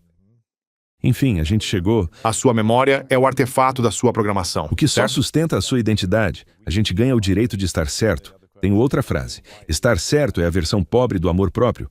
Um dos meus golfistas, eu volto na história dela, mas ajudei a triplicar os ganhos dele em 2 temporadas. Ele encontrou liberdade, mas ainda não tinha vencido. Ficava no top 5, segundo, terceiro, faturando 3,6 milhões contra 900 mil. Foi significativo. E ele perguntou: por que eu ainda não venci? Por que você não vira meu CAD para ver o que acontece dentro das cordas? Você foi Isso CAD no dele? PGA Tour. Você foi? Um Sim, fim de semana um inteiro? torneio inteiro. 4 dias? Sim. Uau. Sim. Quando foi isso? Isso foi lá atrás, provavelmente uns 15 anos atrás, quando eu comecei com muitos atletas. Então foi beleza, significativo, legal. Uau. certo? E aí eu comecei a receber muitos atletas. Fechei contrato com um time da Major League Baseball e... O que você percebeu ali? No fim de semana inteiro sendo CAD Isso dele? volta ao ponto, a mulher e a profecia autorrealizável. Ele acertava o green. Não sei se você joga golfe, e não quero entediar quem não joga, mas era um par 4. Ele chegava ao green em 2 tacadas, mas ficava com uns 15 metros de putt. Para tentar fazer um 5 é birdie? o ideal. Você quer fechar em uma. A estatística disso a 15 metros é tipo 1%. Se ele fizer em 2, seguimos com um par. Mas quando entreguei o putter, ele disse: olha só eu fazendo 3 tacadas aqui. Cara. Ele já está projetando o resultado que vai ter. E o motivo disso não é ele, é condicionamento. É automático. Ele não escolheu aquilo conscientemente. É uma reação inconsciente do instinto de sobrevivência, do medo de errar, o que é constrangedor para um profissional. Mas se ele diz, olha, eu fazendo 3 tacadas, e faz, ele está certo e seguro. Daí a versão pobre do amor próprio. Sim, sim. Mesmo fazendo bogey, o que significa que O ele... que do coração você não quer, mas do ego você quer Sim. para estar certo e amenizar a vergonha. É Sim. assim que isso é insidioso. Uau. Não é loucura? Enfim, voltando à mulher, ela disse: pelo menos eu seria alguém que poderia ter um parceiro, o que mostrou que ela sentia não merecer aquilo. Eu peguei isso e disse: beleza, vamos chegar nisso. Mas se você percebe que nunca teve nada de errado com você, que nunca fez nada errado, e não estou amenizando consequências, as pessoas fazem coisas. Peguei o carro do meu pai aos 15 anos porque ele tinha começado a me ensinar. Um dia ele estava no trabalho e eu pensei, vou só tirar da garagem, vai ser divertido. É o que um moleque de 15 anos faz, e derrubei o bendito muro do jardim. Isso é consequência. E vem uma E eu consequência tive depois que disso. cortar a grama, lavar o carro, juntar o dinheiro para reconstruir, certo? E aí eu aprendi responsabilidade. Foi ruim? Não. É exatamente o que um moleque de 15 anos animado para aprender a dirigir deveria fazer, certo? Suas meninas uma hora vão rabiscar as paredes, sabe? E você parece ser bem organizado. Não projeta isso. Não projeta isso. Não programa isso. E é isso que a gente faz em cada fase. Sim, Então sim, ela chegou no sim, amor próprio sim. e na aceitação. E uma das minhas frases mais populares é: o que aconteceu, aconteceu. Não poderia ter acontecido de outro jeito, porque não aconteceu.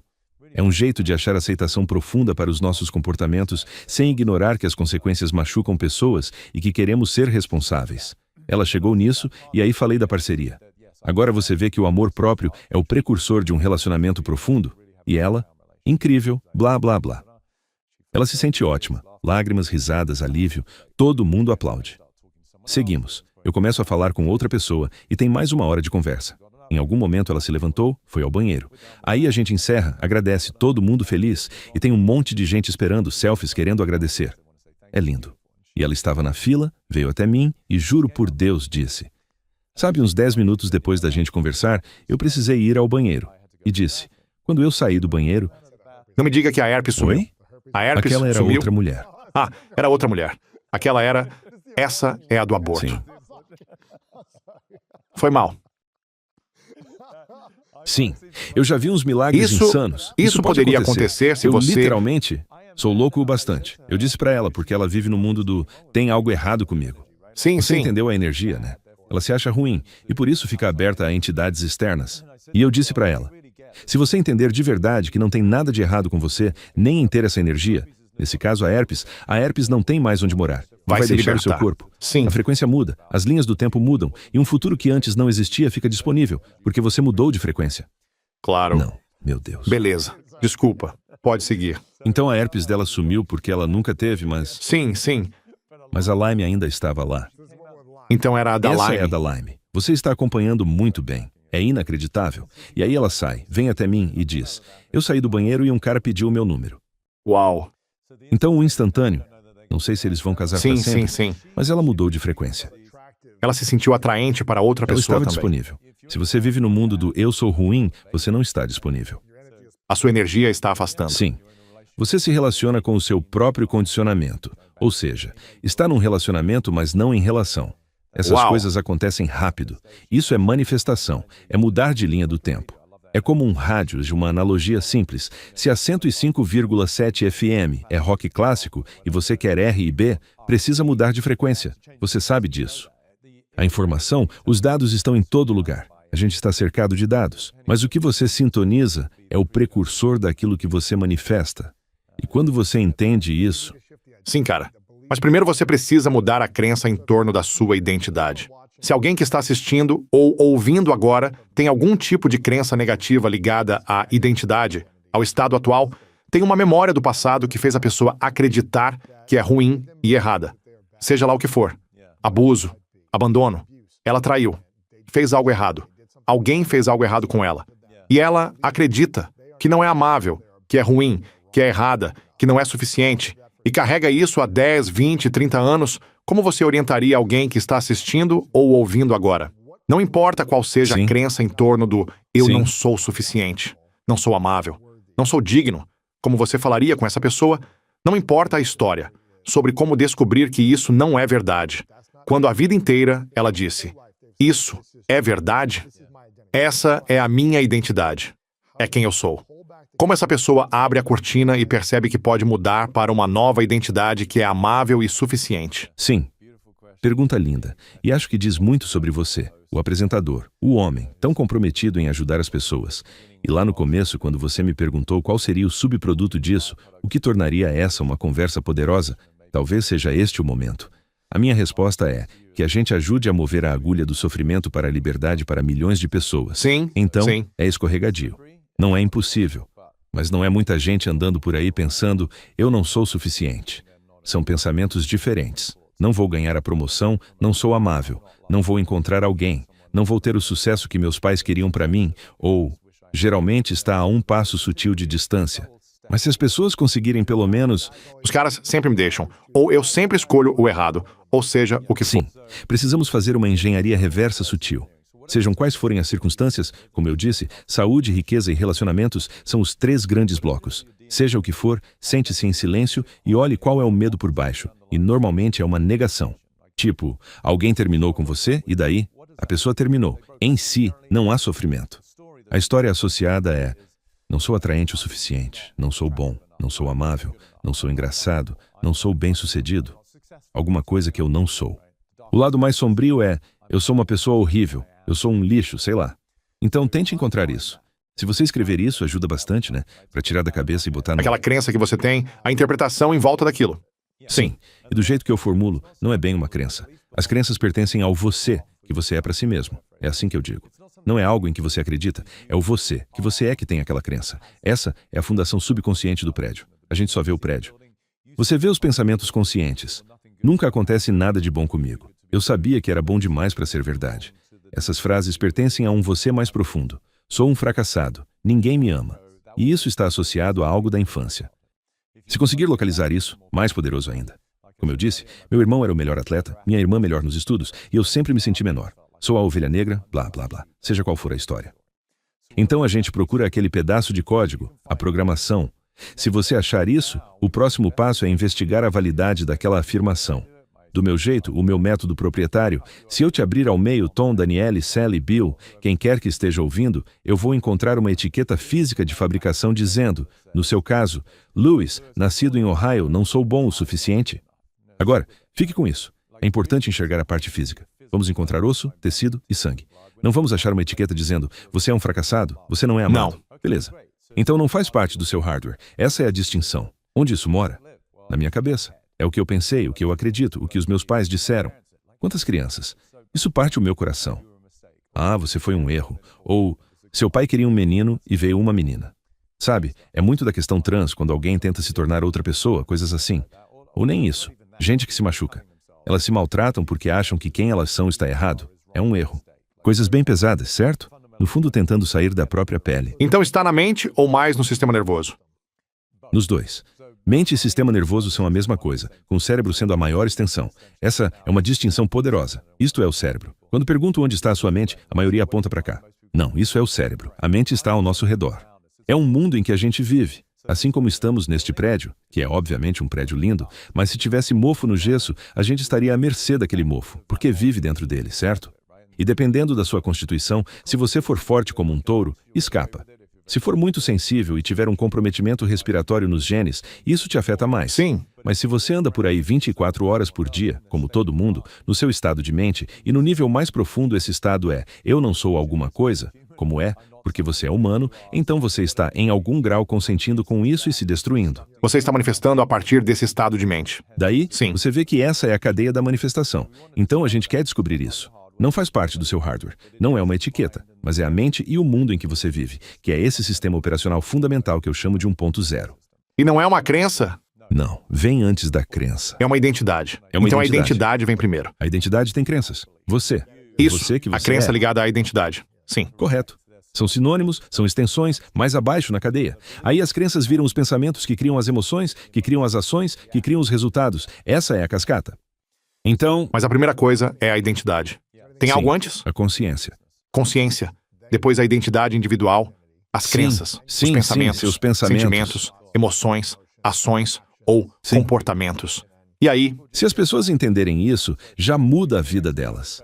Quando vemos um especialista, e existem pessoas incríveis querendo ajudar, normalmente elas atuam no domínio da ação e do comportamento. Faça isso, não faça aquilo. Ah, beleza, você está com colesterol alto, então você tem que fazer isso. Mas o colesterol alto tem todo tipo de conotação energética ligada ao jeito como a pessoa segura alguma coisa, porque tem um trauma que ela não aceitou nem liberou. Então existe um componente emocional, certo? Toda essa questão psicossomática da doença é enorme. As doenças autoimunes, que no mundo alopático viram um rótulo em cima do que na verdade é você atacando você mesmo. Como eu disse, é o ambiente hostil em que a maioria vive, que é o mundo da autotraição, do autoabandono e do eu sou uma pessoa ruim, certo?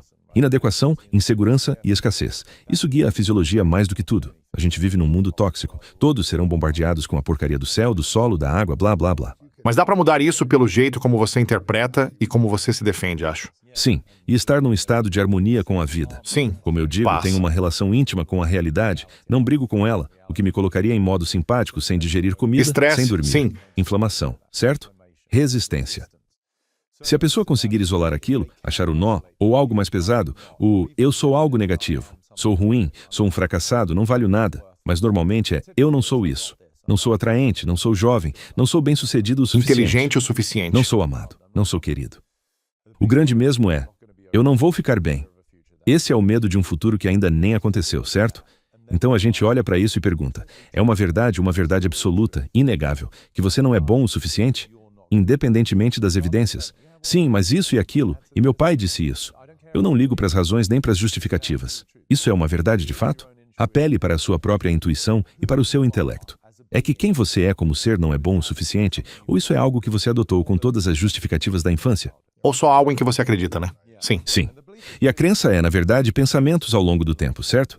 É o acúmulo que virou uma identidade. São as evidências que você foi juntando e dizendo, viu? Olha só as provas do porquê. E é tão insidioso porque, quando a gente começa a acumular, quando eu trabalho com times, principalmente na época dos caras da Major League, e ainda trabalho com alguns jogadores, os técnicos, os donos, os CEOs sempre perguntavam: o que está acontecendo quando temos sequências de vitórias e de derrotas? E eu digo que, nas sequências de vitórias, o que está ausente é o acúmulo. No Ayurveda, ciência de cura ligada ao yoga, como a medicina chinesa, existem 6 estágios da doença. E o primeiro é o acúmulo, quando começamos a criar um desequilíbrio. Como você é comprometido com a saúde, deve achar isso fascinante. Você é mais do tipo fogo, fogo sobre terra. Então, se você tem calor demais, álcool, estresse, comida apimentada, começa a sentir os sintomas, que é a agravação, o segundo estágio. Sim. Aí vem um refluxo leve, arroto, não conseguir dormir à noite, um intestino um pouco solto, ou a pele começa a se irritar conforme aquilo se espalha pelo sistema, certo? Mas, emocionalmente, se você reconhecer que o acúmulo de evidências ao longo do tempo é o que acaba criando a personalidade, certo? Mas isso se autorrealiza, porque a falta, a insegurança, a inadequação criam os pensamentos, os sentimentos, as emoções, blá, blá, blá. E aí você tem o resultado que diz, viu? Eu falei que era um fracassado, certo? E aí vai se construindo em cima de si mesmo. E como diz o Dr. Joe Dispenza, sua personalidade é sua realidade pessoal. Exatamente. E aí a sua realidade pessoal reforça a sua personalidade. Então quebrar esse ciclo exige discernimento. Exige uma dose séria de compromisso com querer se libertar. Por isso eu disse, de novo, que não existe adversidade nem desafio maior que você vai enfrentar do que a sua própria identidade. É o vício supremo. Então agora, tomara que alguém tenha escrito: eu acreditei por anos que não sou suficiente. Ou, eu senti que não era querida porque fui adotada. Ou, meus pais disseram que eu fui um erro. Ou, eu sinto que não sou digno porque zombaram de mim. Ou, eu estudei numa escola de outra etnia e sofri bullying. Ou, então eu não me encaixo, eu não pertenço. Pode ser esse não, eu não pertenço, certo? Se acharmos isso, agora investigamos a validade, que é um jeito chique de perguntar: é mesmo verdade que você não pertence? E aqui está a resposta, o bordão. Nunca é verdade, certo? É sempre não. É só o jeito como você se identificou. Então a próxima pergunta é a dupla negação. Não é que não sou bom o suficiente. Quem eu poderia ser na ausência dessa limitação? Esse é o próximo passo. Se aquilo se foi, você não é um fracassado. Você não é não amado. Você não é não querido. O processo de dissolução. Quem você poderia ser? É aí que os padrões de respiração mudam, a tensão cai. Se a gente estivesse medindo as métricas, o que espera um dia fazer num programa, você veria a frequência cardíaca cair, a pressão cair instantaneamente, não por causa de beta-bloqueador, mas porque você saiu de uma energia de hostilidade para uma de amor e aceitação. Aí é tipo, uau, meu Deus, eu poderia... O que fica disponível? Eu não tenho nada a provar. Eu poderia ser qualquer um. Eu tipo... E aí isso exige prática. Consciência, inconsciente virando consciente. A gente nega a limitação em que viveu meio sem perceber por décadas. A gente vê que não é verdade. Aí a gente acessa o que eu chamo de sistema operacional 2.0, que são as qualidades inerentes da alma que você é. Você começa a viver a partir do amor, não tentando conquistá-lo. Começa a viver a partir do valor, em vez de tentar justificá-lo. Começa a viver a partir do poder, em vez de forçar seu caminho na vida. Essa é a virada. E isso é um mundo diferente. Sim, é um mundo diferente. E pode vir num instante, quando você destrava aquela percepção. Mas também pode recair num instante numa identidade antiga que a pessoa segurou por 30, 40, Com certeza. 50 anos. Então, como alguém permanece numa identidade nova? Existe uma fase de integração? Quanto tempo costuma levar para ficar de fato numa identidade nova, em vez de voltar ao eu antigo? Sim, com certeza. E por isso, não sei quantos viram Matrix, você certamente viu, mas tem uma fala ótima lá. A gente não liberta uma mente depois de certa idade, porque o grau em que a pessoa viveu dentro dessas evidências, com aqueles ciclos de eu te disse, É muito difícil. Muito difícil. aquilo vira uma espécie de, como chamavam durante a pandemia, dissonância cognitiva, certo? Simplesmente não faz sentido.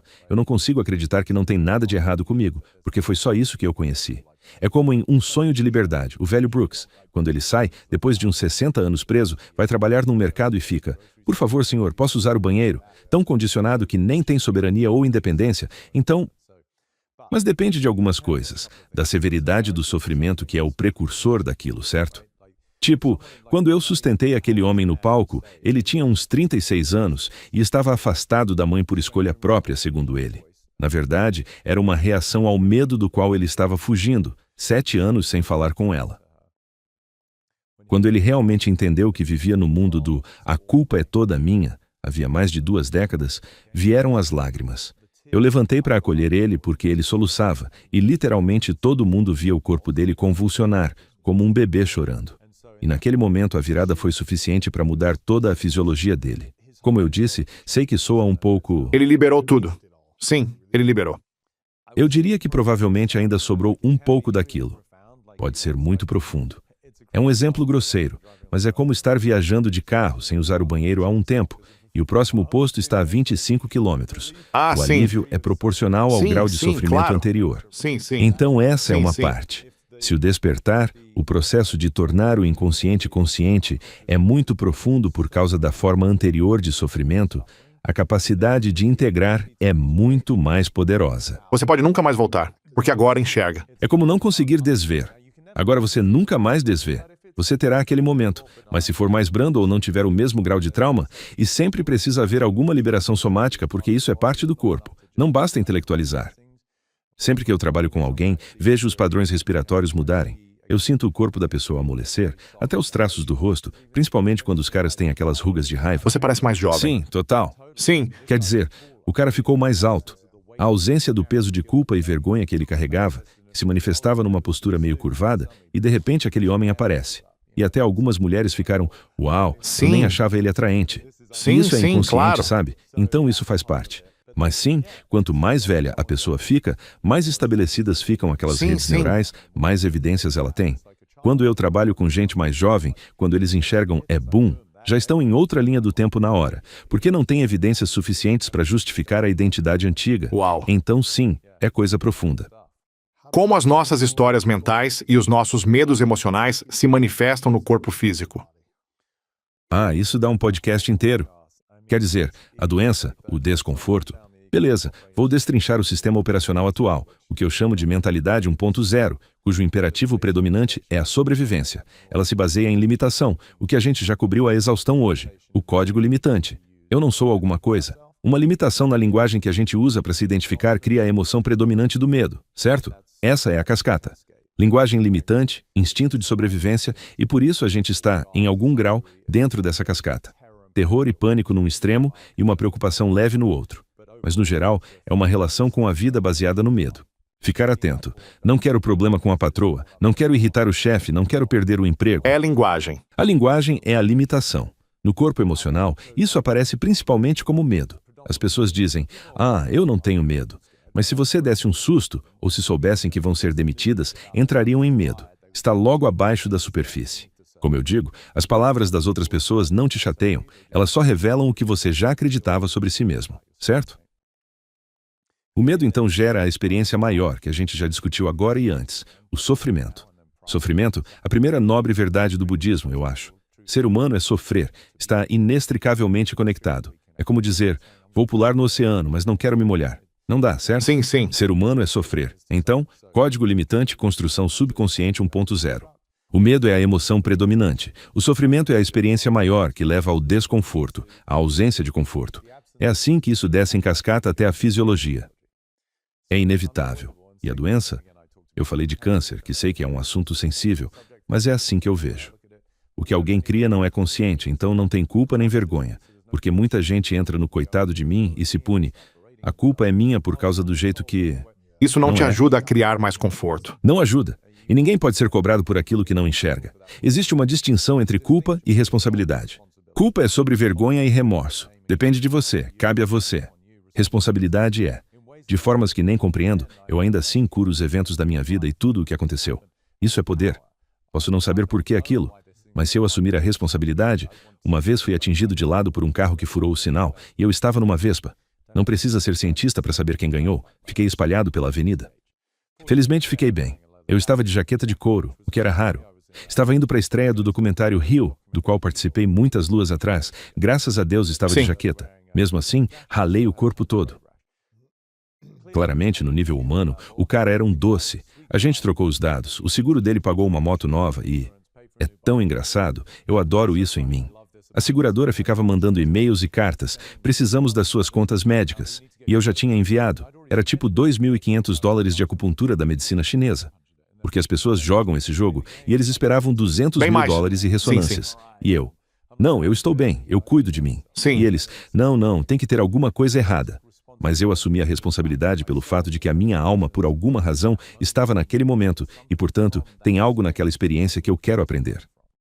Que eu não sou vítima do que aconteceu. No nível humano, ele assume a responsabilidade. Sim. Ele furou o sinal. Felizmente, não estava tão rápido. Eu poderia nem estar aqui. Mas no nível mais profundo, eu assumo o fato de estar naquele momento da vida. Isso é poder, responsabilidade de verdade. Se não, como eu digo, é um interruptor. Ou você é vítima, ou é responsável. Escolher 100% de responsabilidade não é fácil, mas é poderoso. E aí voltamos ao entendimento de que a gente está fazendo o melhor que consegue com os limites da nossa consciência atual, certo? Mas aí a gente quer ver quem eu poderia ser na ausência dessas preocupações, e é aí que a gente traz esses conteúdos inconscientes. As crenças que a gente tem são uma extensão da identidade que a gente é, e os eventos que a gente cura são, no fundo, para a nossa própria emancipação. Eles estão aqui para nos ajudar a romper essas limitações. Sim. Essa é a manifestação, a profecia autorrealizável. E sim, não é para qualquer um, mas é poderoso. Você acha que muito sofrimento físico, vem do desconforto mental? Eu diria que a maior parte, tipo a questão da doença, Para ser atropelado ou algo assim. Mas eu digo físico. sim. E o jeito que eu distingo, para manter simples, acho que as palavras ajudam se você olhar a ontologia delas, de onde vem. Eu associo dor ao físico e sofrimento ao emocional e psicológico. Então eu não consigo eliminar a dor. Eu vou ter a minha dor. Eu fiquei em pé mais de 8 horas por dia nesse retiro. Minhas costas doeram, certo? Existe dor. Mas se eu tivesse uma conversa por cima da dor, tipo, isso é uma droga, isso é injusto, eu não quero estar aqui em cima, blá blá blá. Você sofreria. Além da dor. Aí ela é amplificada. Por isso, eu não posso de jeito nenhum dizer que sou capaz de eliminar a dor. Ninguém nunca vai conseguir isso. Mas eu me sinto confiante de que posso encerrar o sofrimento, porque sofrimento é a relação com a vida, e a dor é uma delas. Então a doença, o desconforto, e como isso aparece nos nossos corpos, é entender aquela cascata. Para que as pessoas se empoderem. Claro, existem muitos outros fatores, como um DNA comprometido. As pessoas têm metileno-tetrahidrofolato redutase, o metabolismo, as vias de metilação. Sobre mim, eu sei que não tenho imunidade forte no intestino nem nos pulmões. Minha serotonina é levemente disfuncional. Minhas mitocôndrias não limpam muito bem. Eu fiz um mergulho profundo no meu DNA. Mas eu nunca tomei medicação, sabe? Fora algo agudo, certo? Eu não tomo remédio. Quer dizer, não é medicação. Essa é outra distinção. Se alguém renova a receita, aquilo já não é medicação, é droga. Medicação é curativa ou preventiva. Isso não é crítica, mas se você quer estar bem, vamos olhar os fatores causadores por baixo, o desconforto. Onde você está na ausência de conforto, subproduto do sofrimento, do medo e da limitação? Por isso já vi coisas absurdas. Uma das minhas histórias favoritas, uma mulher do meu mastermind tinha endometriose em estágio 4, aos 29.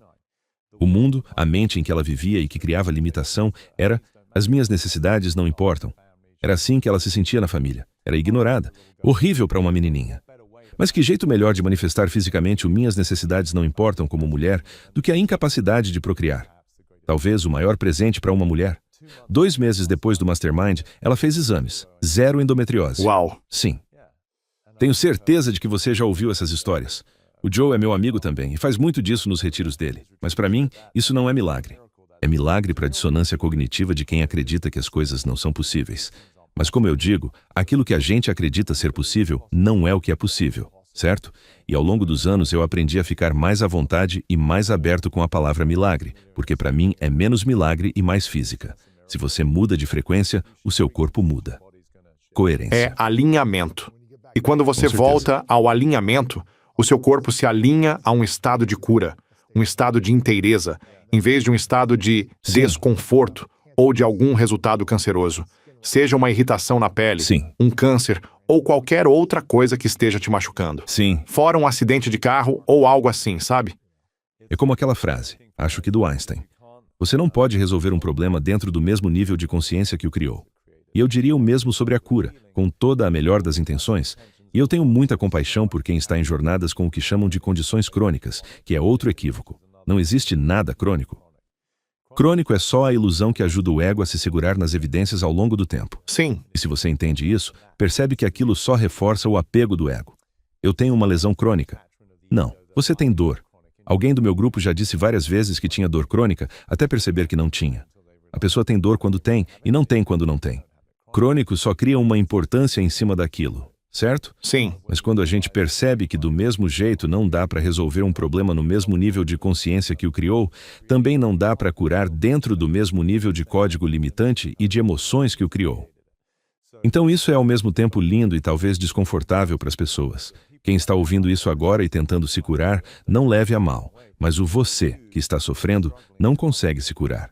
A cura está do outro lado do você, que é o precursor da doença que você está vivendo.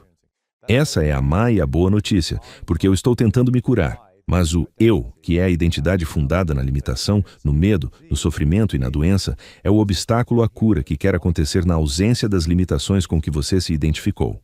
Então, como alguém se cura? Não se cura.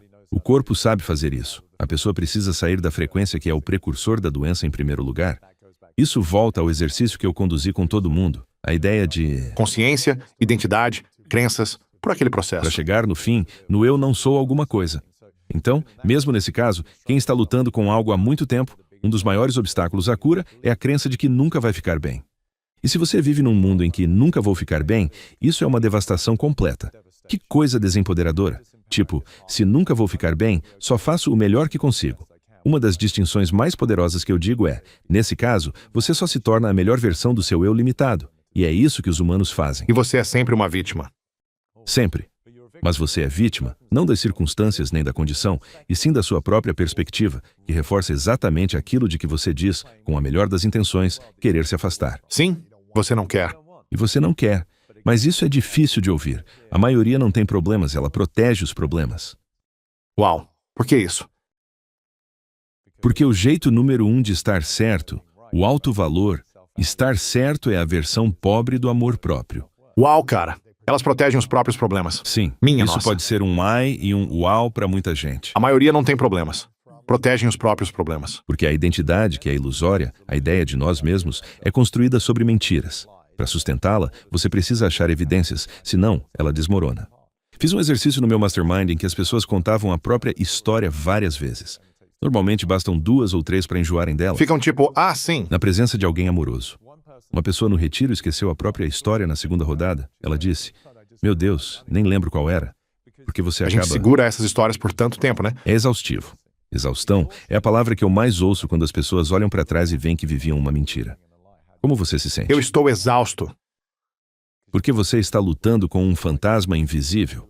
Eu digo que é como entrar num ringue do UFC ou de boxe e te dizerem que o maior lutador do mundo está na sua frente, mas ele é invisível. Você fica num estado perpétuo de antecipação de ameaça. Uau. E você nunca chega a lutar com ele de verdade.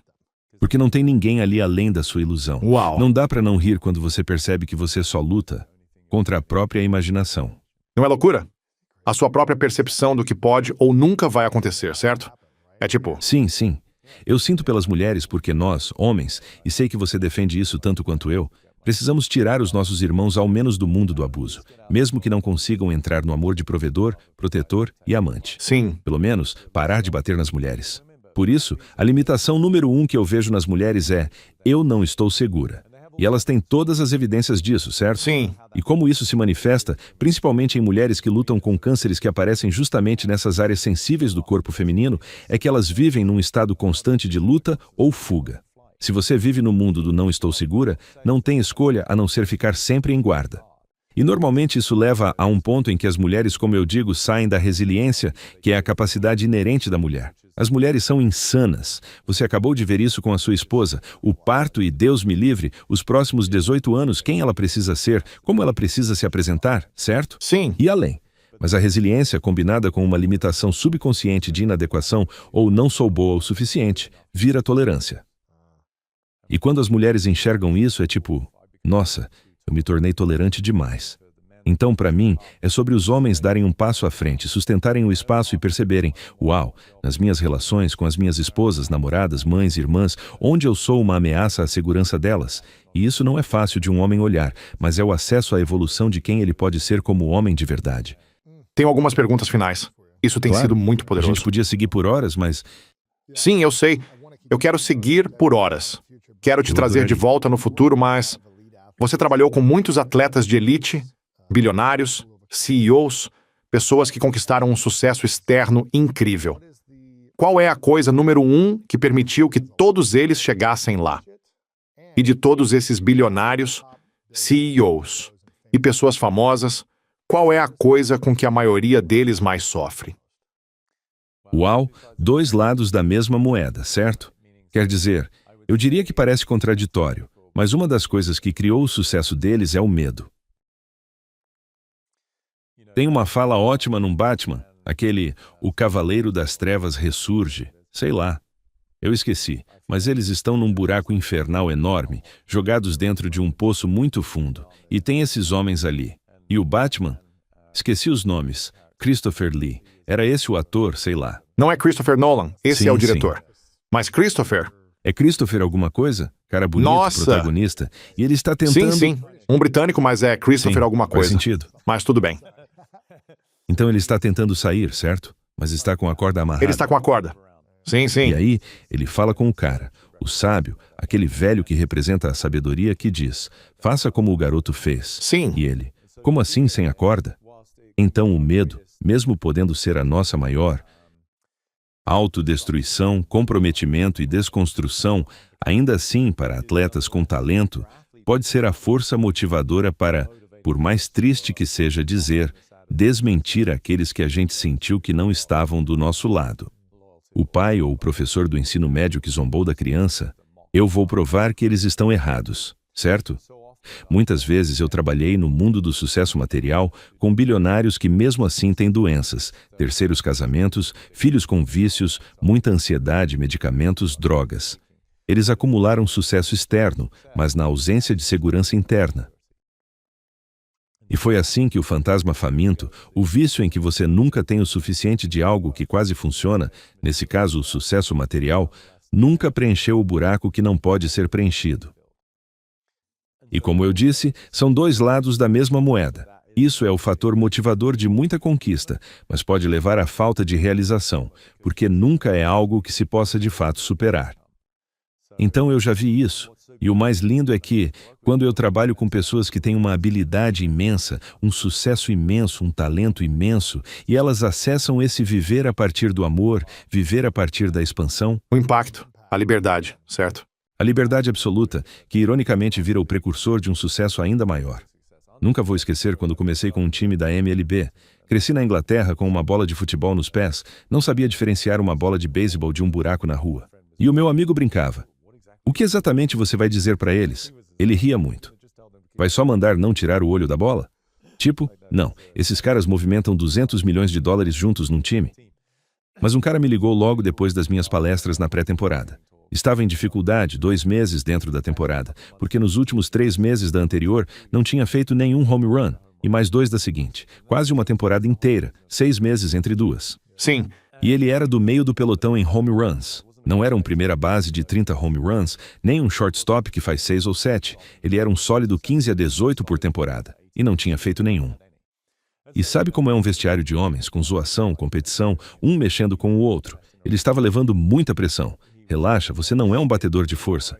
Eles zoavam ele, e aquilo começou a desgastar. Então ele me ligou um dia, sentado no estacionamento do estádio. E eu costumo trazer muito amor duro, principalmente para os meus caras. Ele me conta a situação e eu digo...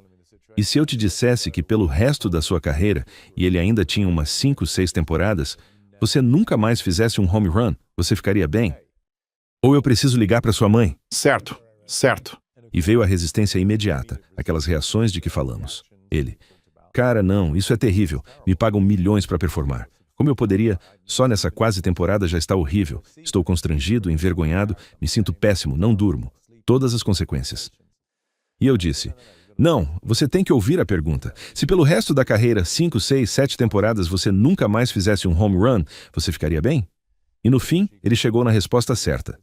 Sei que não é o que você quer, nem o que eu quero, nem o que o time quer, pagando milhões para você performar. Mas você vai ficar bem? Então o exercício era levá-lo à paz, ao alívio e à aceitação profunda de que, mesmo na ausência do que a gente deseja, a gente percebe que vai ficar bem. Mesmo que eu fracasse, eu vou ficar bem. Sim.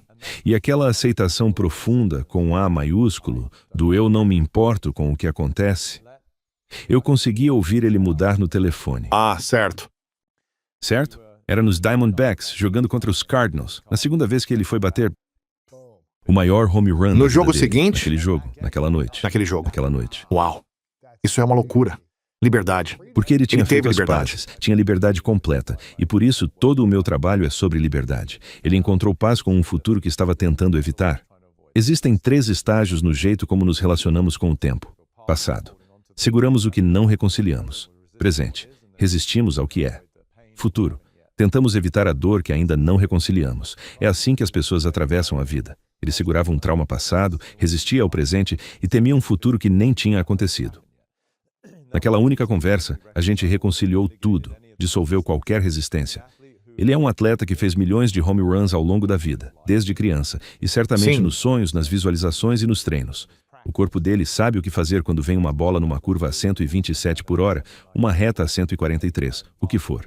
Ele sabe responder e a não reagir, e por isso ele disse que foi o home run mais fácil que ele já fez na Uau. carreira inteira. Ele simplesmente soltou. Porque ele não estava apegado a nenhum resultado. Uau. Sim. Mas é tão difícil não se apegar a um resultado quando você quer tanto aquilo. Certo? E esse tipo, é o você equilíbrio. quer. Essa é a dança eterna.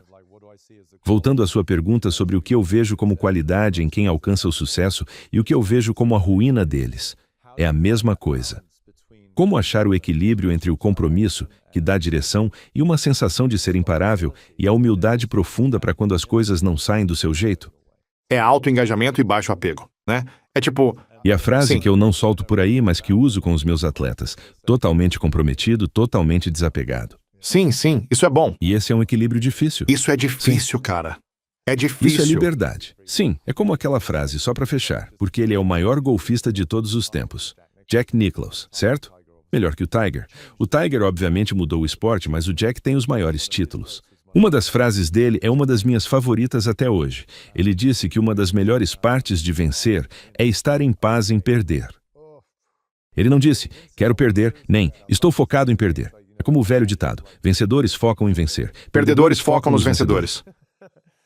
Quando vi aquilo, achei muito profundo. Ele não disse, estou de boa com isso, nem estou focado nisso. Ele disse, fico bem se acontecer. Quando você está bem com qualquer resultado, nada te Sim. segura. Você joga livre. Bem mais livre. Sim. O que você gostaria que todos soubessem sobre fama, sucesso e dinheiro? Que eles não são o que você pensa que são, e nunca são o destino final. Você não está procurando alguma forma externa de realização, você está procurando a experiência que acha que aquilo vai te trazer, e essa experiência está disponível para você agora, porque é a essência de quem você é. Temos muito mais perguntas. Vamos ter que te trazer de volta Sim, outra eu hora para adoraria. elas, mas isso foi muito poderoso, Peter. E quero te reconhecer por trazer tanta sabedoria de todos esses anos fazendo esse trabalho para esta conversa, esta entrevista, e por destrinchar coisas que parecem extremamente difíceis de as pessoas entenderem.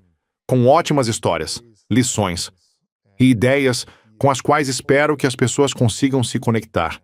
E por simplificar coisas que parecem tão difíceis de elas entenderem. Quero te reconhecer por trazer isso hoje. Obrigado, eu agradeço E muito. por tudo o que você faz por tanta gente com os seus programas, o coaching e os eventos. E Sim. você tem um mastermind de 3 meses chegando em breve. E isso vai continuar numa nova plataforma de membros Sim. chamada 2.0 World, Sim. onde as pessoas podem ir para fazer parte disso ou conhecer mais o seu conteúdo.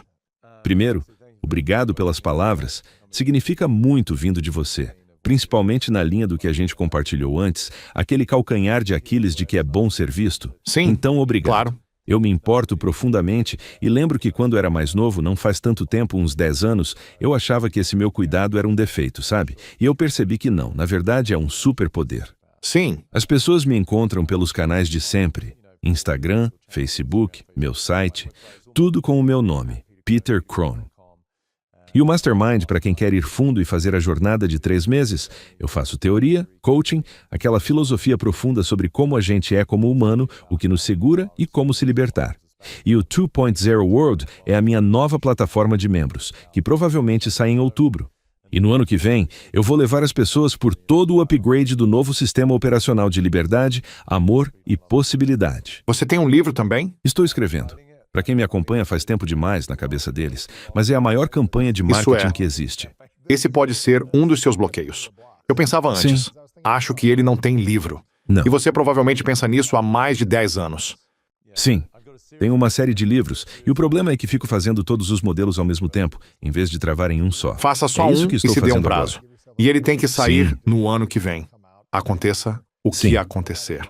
Estamos bem mais perto porque agora estamos no ponto da proposta, do contrato, Sim. em vez de eu ficar sozinho escrevendo. Agora estou falando com editoras, então está nos trilhos. Sim. Claro. Sim. Beleza. Obrigado por Vou te isso. cobrar isso. Sim. Tem que sair. Peter Com Crone em certeza. todas as redes, sigam ele. Confiram. Amo o seu conteúdo. Tem muita coisa boa. E dá pra te ver fazendo coaching ao vivo, o que é muito legal. Sim. Parece que é isso que viraliza, porque as pessoas se identificam. É a beleza do Mastermind. Milhares de pessoas do mundo inteiro, mas eu só oriento algumas. Só que todos se identificam com a história, com o que é ser humano e com os medos fundamentais. 2 perguntas finais. Esta se chama As 3 Verdades. Cenário hipotético. Você pode viver o tempo que quiser nesta terra. Sim. Você pode criar, ser, fazer e ter tudo o que quiser. Mas é o último dia, muitos anos à frente. E por alguma razão, você leva todo o seu conteúdo com você. Beleza. A gente perde esta conversa, os livros que você escrever, o conteúdo das suas redes. Some tudo. Hipotético. Sim. Mas, no último dia, você deixa 3 lições principais. Eu chamo de 3 verdades. E é só isso que teríamos para te lembrar. Quais seriam essas 3 verdades? Que pergunta ótima, cara. Eu nunca nem tinha ouvido. Número 1. Eu te amo. Eu quero muito que as pessoas saibam disso. E não é de jeito nenhum para diminuir quem alguém é. Mas a minha natureza, e eu diria, a nossa natureza, como seres, é amar. E do jeito mais poético que eu digo, todo mundo ama todo mundo, só que a maioria das pessoas ainda não sabe disso. Então, eu te amo, número 1. Número 2, não existe nada de errado com você, por mais que você tente defender e provar isso. E se você fez muita coisa ruim? Isso não significa que tem algo errado com você, só que existem consequências do seu comportamento pelas quais você deve se responsabilizar. Pelas suas ações. Beleza. Sim. E até as coisas ruins que você fez, eu diria, são uma extensão de um condicionamento que não era necessariamente seu, mas coisas que você herdou com base nas lições que você veio aprender. E de qualquer forma, você é beneficiário dos seus próprios comportamentos, se escolher olhar para eles e crescer. E a terceira coisa? No fim, tudo se ajeita. Sim, ficará a seu favor. Sim. Aquela velha expressão, no fim, tudo se ajeita. E se não se E ajeitou, se ainda não é o fim. Sim. Se até lá não se ajeitou, não é o fim, exatamente. Pergunta final. Qual é a sua definição de grandeza? Ah, meu Deus.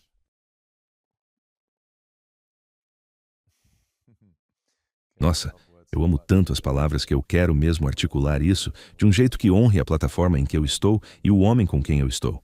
A minha definição de grandeza, eu diria, é quando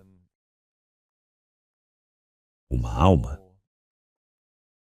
descobriu a própria existência, transcendeu as limitações com que a gente chega e viu que a essência de quem somos sempre foi o que procurávamos.